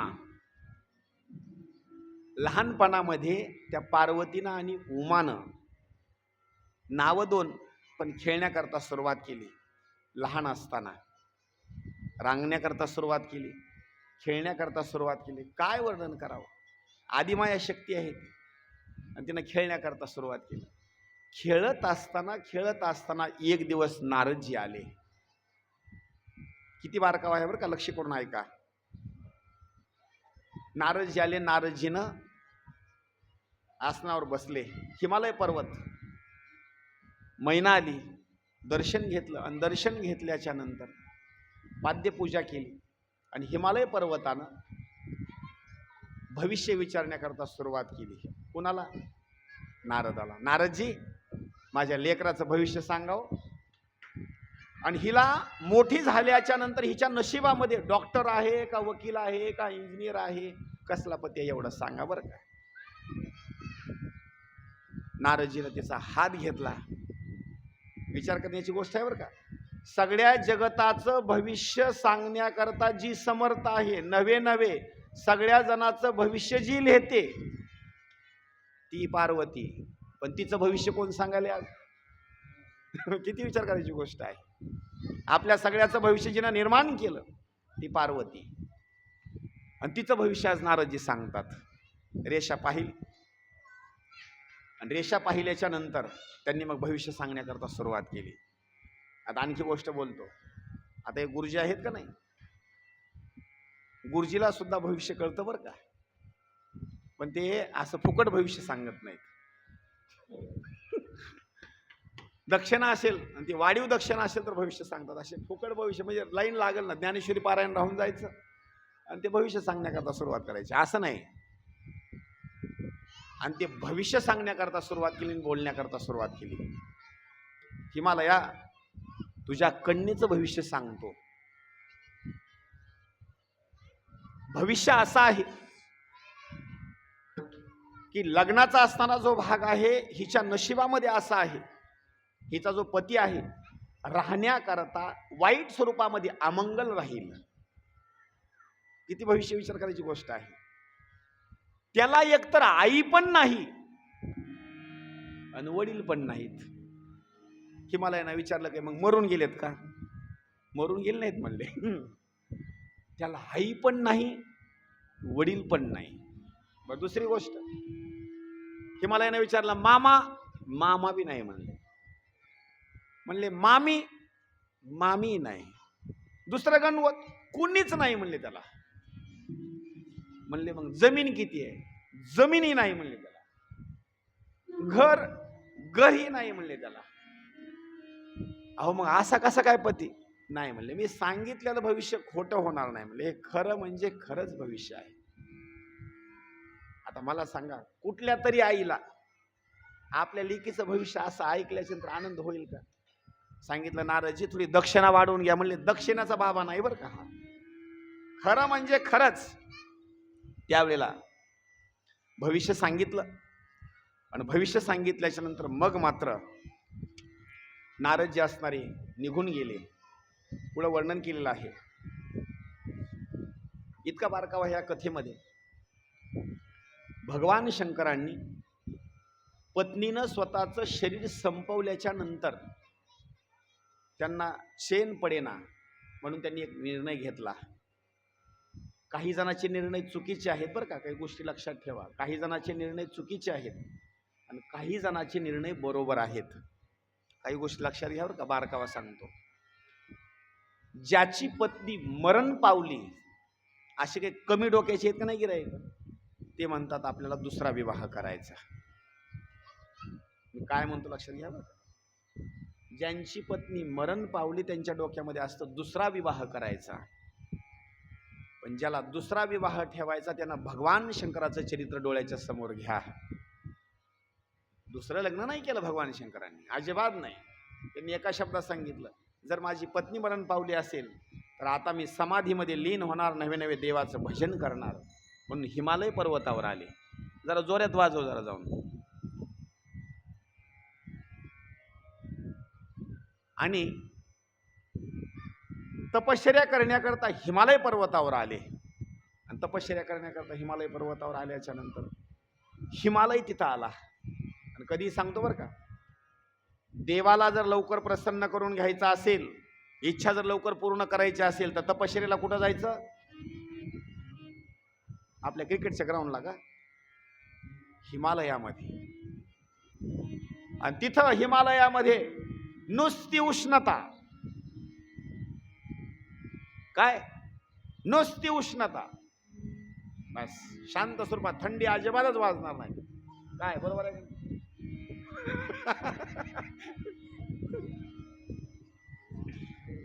हा बर्फ आहे तिथं ना, बर्फ आहे. हिमालयामध्ये तपश्चर्या करण्याकरता भगवान शंकर आले. हिमालय तिथं आला. सांगितलं देवा तुम्ही आज माझ्या घरी आलात, काय पाहिजे तुम्हाला? काही नाही, माझी एकच इच्छा आहे, मला इथं तपश्चर्या करायची आहे, पण तपश्चर्या करत असताना माझ्या तपामध्ये कुणाचं विघ्न झालं नाही पाहिजे. सांगितलं देवा आनंदामध्ये राहा इथं. 2-4 दिवस होऊन गेले. पार्वतीला सोबत घेतलं. पार्वती आता तरुण आहे, सोबत घेतलं आणि भगवान शंकराच्या जवळ नेलं. 2 मैत्रिणी सोबत आहेत. भगवान शंकरला हात जोडल्याने सांगितलं, देवा मी राजा आहे, हिमालय पर्वत आहे, मला काम भरपूर असतं बरं का, तुमच्याकडे लक्ष देण्याकरता मला वेळ नाही, पण माझी एक विनंती आहे बरं का. माझी मुलगी पार्वती आहे आणि हिच्या 2 मैत्रिणी आहेत. तुम्हाला जर चहा लागलं, बिस्किट लागले, कांदा पोहे लागले, हां आता तुमची सोय, तुम्ही सकाळी सगळे मटेल द्यायचे तर आपलं येता. जर तुम्हाला असं काही वाटलं तर तुम्ही काय करा माहिती का, निःसंकोच माझी जी कन्या आहे ना पार्वती, तिला तुम्ही सांगा, ही बिचारी तुमच्याकरता इथं थांबून तुम्हाला चहा पाणी नाश्ता जेवण्याची सगळी व्यवस्था करेल. आता गोष्ट पुढली आहे का, ज्ञानाची गोष्ट आहे बरं का, बारकावा सांगतो. एवढे भगवान शंकरांनी तिथं त्या पार्वतीची निंदा करण्याकरता सुरुवात केली. हिमालयाच्या पर्वतामध्ये जर तपश्चर्या करायची असेल आणि इथं जर माया आली, स्त्री म्हणायचं नाही बरं का, स्त्रीची निंदा कधी करायची नाही, स्त्री म्हणायचं नाही कुठल्याच कीर्तनकारांना, काय म्हणायचं, माया. जर हिमालयाच्या पर्वतामध्ये तपश्चर्या करत असताना माया जवळ आली तर त्या मायेमुळे माणसाची तपश्चर्या बिघडते, तपश्चर्या सिद्धीला जात नाही. म्हणून मी मायेचा अंगीकार करणार नाही आणि तिची सेवा स्वीकार करणार नाही. तुमच्या असणाऱ्या सुपुत्रीला, कन्येला इथून घेऊन जा. सांगणारे कोण आहेत? भगवान शंकर. पार्वती तिथंच आहे. पार्वतीला कमी लेखू नका. पार्वतीचं टेन्शन असं वाढलं, पार्वतीनं बोलण्याकरता सुरुवात केलं, काय देवा तुम्ही सांगता ना मायेचा अंगीकार करायचा नाही, स्वीकार करायचा नाही, पण जे तुम्ही बोलता हे कुणामुळं बोलता? लक्षात ठेवा मी काय म्हणतो, शब्द कसा आहे, ज्याच्यामुळं तुम्ही हे शब्द काढले बोललात का नाही, हे कशानं बोललात तुम्ही? कानानं ना, मुखानं. कशानं बोललात तुम्ही? मुखानं. आणि मुखाची देवता किंवा ही मुख जी आहे ना, हे म्हणजे वाणी. आणि वाणी म्हणजे स्त्रीच्या स्वरूपामध्ये. याच्या पुढे सांगते, तुम्ही इथं तपश्चर्या करत आहात पण तुम्ही माझा स्वीकार करत नाही का, तर मी माया आहे म्हणून. पण जरा स्वतःचा विचार करा अगोदर. तुम्ही आहेत पुरुष आणि मी आहे प्रकृती. लक्षात ठेवा बरं का, पुरुष कशाला म्हणायचं आणि प्रकृती कशाला म्हणायचं. पुरुष म्हणजे माणसाला पुरुष म्हणू नका बरं का. प्रत्येक जणाच्या हृदयामध्ये आत्मा म्हणजे पुरुष आहे. हा, शरीरामधला 15व्या अध्यायामधला श्लोक, बरोबर ना, 15व्या अध्यायामधला श्लोक, उत्तम पुरुषस्त्वन्य परमात्मेति दारुतः. हा, तो पुरुष. आणि स्त्री म्हणजे कोण माहिती का? हे वरचं शरीर आहे का नाही याला म्हणायचं स्त्री. आलं का लक्षात? नाही, मधला आत्मा म्हणजे पुरुष आणि हे वरचं शरीर म्हणजे स्त्री. देवा इथं जे हिमालय पर्वतामध्ये तुम्ही जी तपश्चर्या करण्याकरता आलात का नाही, स्त्रीचा त्याग करा आणि तपश्चर्या करून दाखवा. लक्षात घ्या मी काय बोललो ते. तुम्हाला माया जवळ जमत नाही ना, मायेमुळे तुमची तपश्चर्या बिघडते ना, मग मायेचा त्याग करून टाका आणि तपश्चर्या करण्याकरता सुरुवात करा. ज्याला कळालं त्यालाच कळालं बरं का. हे लय ज्ञान गहन, एवढं सोपं नाही. ज्याला तपश्चर्या करायची त्यानं शरीराचा त्याग करायचा. शरीराचा त्याग करणं म्हणजे मरणं. आणि मेल्याच्या नंतर तपश्चर्या होते का? बोलते कोण? पार्वती. तुम्हाला मी जमत नाही ना, जवळ आलेली सेवा केलेली जमत नाही ना, मग मी प्रकृती आहे आणि तुम्ही पुरुष आहेत, माझा अंगीकार करू नका. अहो तेवढे भगवान शंकर गप्प बसले. हा साहजिक आहे, काही अडचण नाही, तुम्ही माझी सेवा करा आता. म्हणजे कसं असतं माहिती का, बोलल्याच्या नंतर बरोबर असणारे कान टोचले का नाही, मग सेवा करण्याकरता सुरुवात झाली. सेवा सुरुवात झाली. आणि सेवा सुरुवात झाल्याच्या नंतर कालांतरानं पार्वती मातेनं तपश्चर्या करण्याकरता सुरुवात केली. घनघोर तपश्चर्या. ऋषीमुनी आले, ब्राह्मण आले, अनेक जणांनी भगवान शंकराची निंदा केली, पण पार्वतीनं एकच सांगितलं, या जन्मात जरी भगवान शंकरासोबत लग्न नाही झालं तरी मरेल, पुढला जन्म घेईल, पुन्हा तपश्चर्या करेल, पुन्हा मरेल, पुन्हा तिसरा जन्म घेईल, पुन्हा तपश्चर्या करेल, पुन्हा मरेल.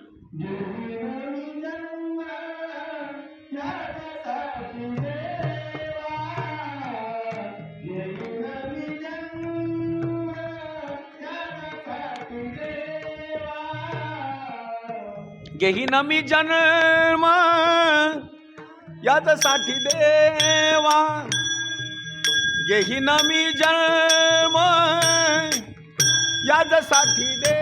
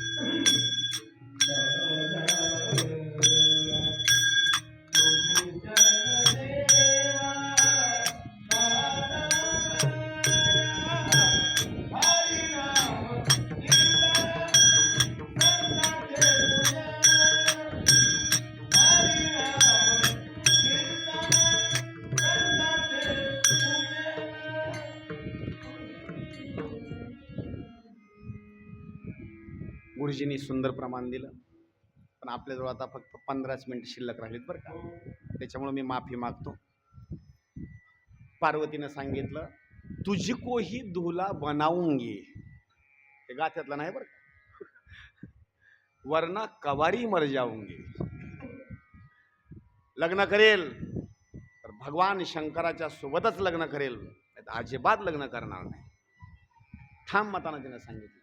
मग लग्नाची तयारी, थाटामाटामध्ये लग्नाची असणारी तयारी आणि पत्रिका वगैरे सगळं आमंत्रण देण्याचं काम, नारदजीकडे पत्रिका वाटण्याचं काम. लग्न कुणाचं? भगवान शंकर आणि पार्वती मातेचं. आणि लग्नाची असणारी वरात हिमालय पर्वताच्या जवळ आली. जवळ आल्याच्या नंतर भगवान शंकर म्हणजे फार चेष्टावाले बरं का, नाटकी. काही लोक असे असतात की नाटकाच्या स्वरूपामध्ये फार नाटक करतात बरं का. तसे सगळेजण म्हणतात की विष्णू चतुर आहेत, पण खरं सांगू भगवान शंकर ही भरपूर चतुर आहेत बरं का. त्यांनी एक षडयंत्र केलं लोकाला हसवण्याकरता आणि आपल्याला सुद्धा आनंद देण्याकरता. एक त्यांनी कला केली. म्हणले आता लग्न तर होणारच, मी नवरदेव आहे, पार्वती माझी पत्नी आहे, आमचा विवाह होणार. पण सगळ्यात जास्त जर नवरदेव कुणाला आवडत असेल तेवढ्या लग्न मंडपामध्ये, तर सासूबाईंना तो नवरदेव आवडतो. का? तो जवाई आहेत ना. सासूला जवाईला आवडतो बरं का. माय माय माय ते काय वर्णन करावं काय नाही. जवाई म्हणजे जवाई.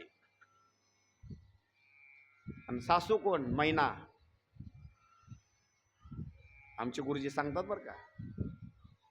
गुरुजी आमची चर्चा सुरू असताना, नाकाचा मोती ठेवी गहाण. काय काय काय प्रमाण आहे बघा ना.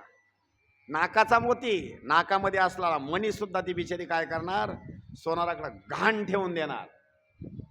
आणि मान कुणाचा राखणार? जवळ. इतका मान बर का. हा.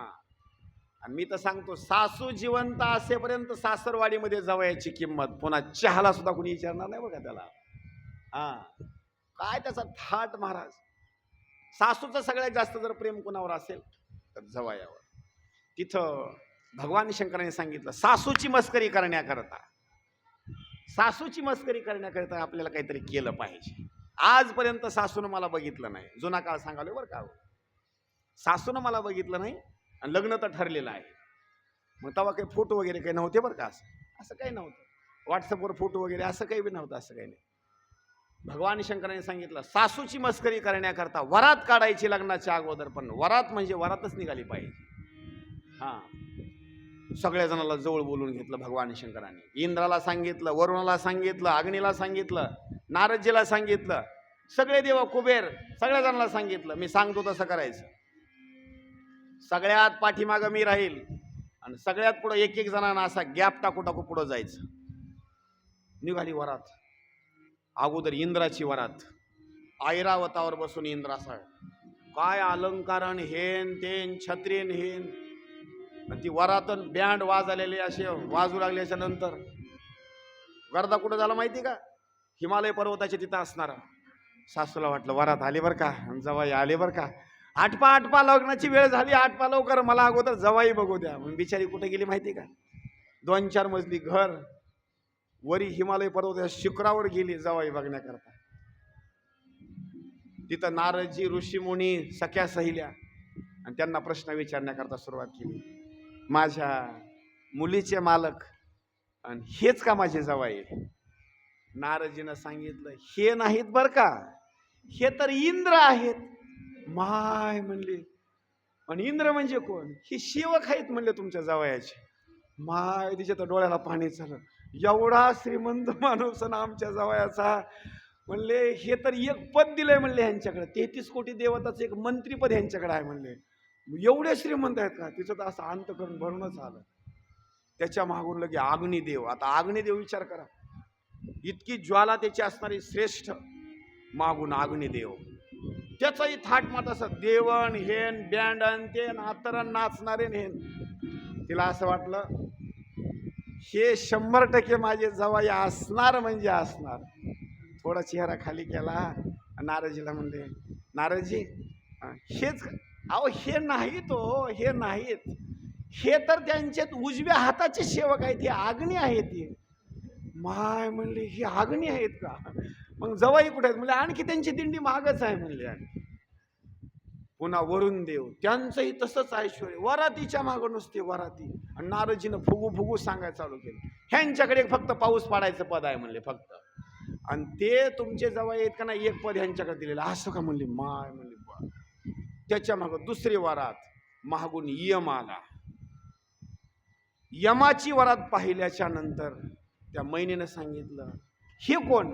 हे तर नक्कीच. अहो नाही तो म्हणले, सगळ्या माणसाली मेल्याच्या नंतर घेऊन जायचं काम म्हणजे यांच्याकडे दिले तुमच्या जवाईनं म्हणले. एवढे श्रीमंत. माय म्हणले आता मी तर मरणार बी नाही म्हणले आता. म्हणजे यमाचं सुद्धा पद आमच्या जवळच्या हातामध्ये म्हणल्याच्या नंतर मला चिंताच करायची गरज नाही म्हणले. आता दात पडून जातील पण मी मरणार नाही. एवढं मोठं पद. वरातीच्या मागं वरात, वरातीच्या मागं वरात, नुसत्या वरातीच वरात.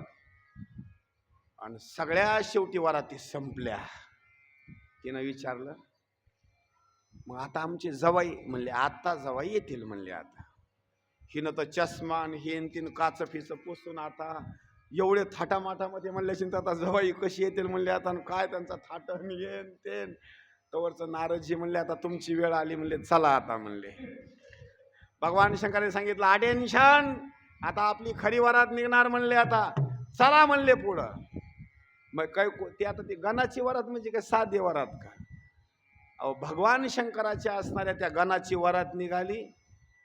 कोणत्याचा डोळा एक झाकलेला,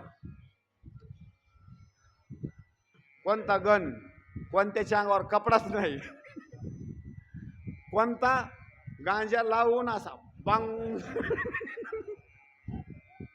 कोणता एकटाच नाचालेला आहे. ते गण म्हणजे काय साधे का? कसेही नाचाले, कसे उड्या टाकाले तर कसेही करले.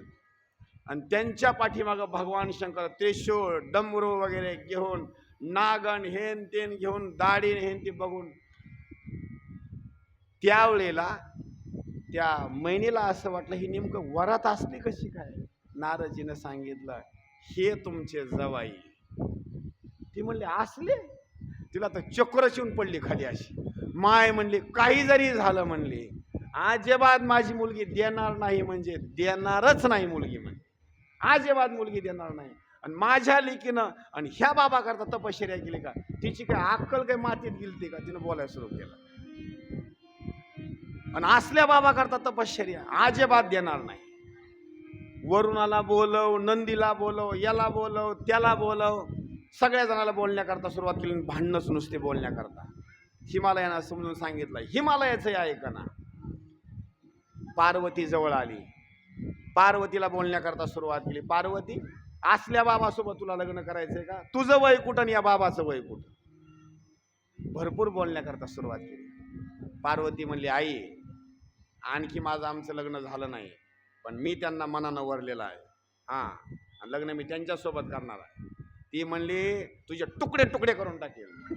ती म्हणली, तो तुकडे तुकडे कर, पण लग्न त्यांच्यासोबत मी करणार बरं का.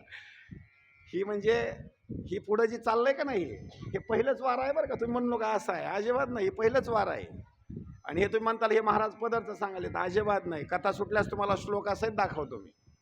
पार्वतीने एका शब्दात सांगितलं, आई, लग्न करणार तर त्यांच्यासोबत करणार, तुम्हाला मारून जरी टाकलं असतं लग्न त्यांच्यासोबतच करणार. महाराज एवढं सांगितल्याच्या नंतर कुणाच्याच उपदेशानं ती मैना ऐकेना, कुणाच्याच उपदेशानं ऐकेना. शेवटी पुन्हा भगवान विष्णू गेले आणि भगवान विष्णू हसत हसत सांगितलं, मैना, हे सगळं जे नाटक बनवलंय का नाही, हे सगळं भगवान शंकराने नाटक बनवलेलं आहे. खरं जर त्यांचं रूप जर पाहिलं ना, मी तर भरपूर सुंदर कमी आहे. हे त्यांचं नाटक आहे. गळ्यामध्ये सर्प घालणे, अंगावर गजचर्म घालणे, मेलेल्या मुंडक्याचे माणसाचे असणारे हे हाडं घालणे, हे नाटक आहे त्यांचं. त्यांचं खरं रूप जर बघितलं ना, तर तुम्ही आश्चर्यचकित व्हाल. नाही, मग मी मुलगी देईल, पण त्यांनी मला खरं रूप दाखवावं लागेल. बघा बरं का, आईचं किती प्रेम असतं मुलीवर, किती प्रेम असतं बघा. जर त्यांनी जर मला खरं रूप दाखविलं तरच माझी पार्वती मी त्यांच्यासोबत विवाहाला देईल, नाही तर अजिबात देणार नाही.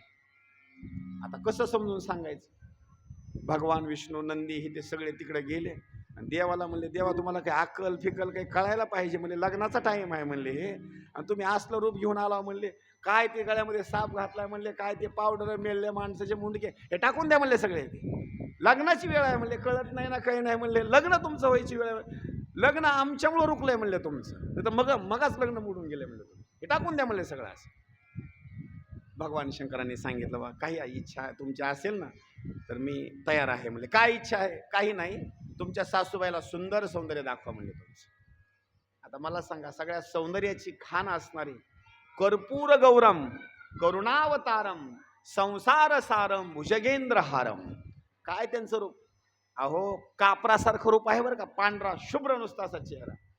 भगवान शंकरांनी ते सौंदर्य दाखवलं. मग महिना म्हणू लागली, माय किती सुंदर दिसतात जावाई, आता मी लग्नाला तयार आहे बरं की. म्हणले, काही अडचण नाही बरं का आता. हां, आता मी लग्नाला तयार, आता सुरू करा म्हणले. आता सगळी तयारी, लग्नाला असणारी सगळी तयारी असणारी सुरू झाली.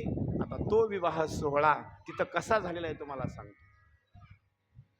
पिताजी असणारे हिमालय पर्वत आहेत, आपल्या कन्येचा पार्वतीचा हात घेतला आणि तो हात घेऊन भगवान शंकराच्या हातामध्ये दिला.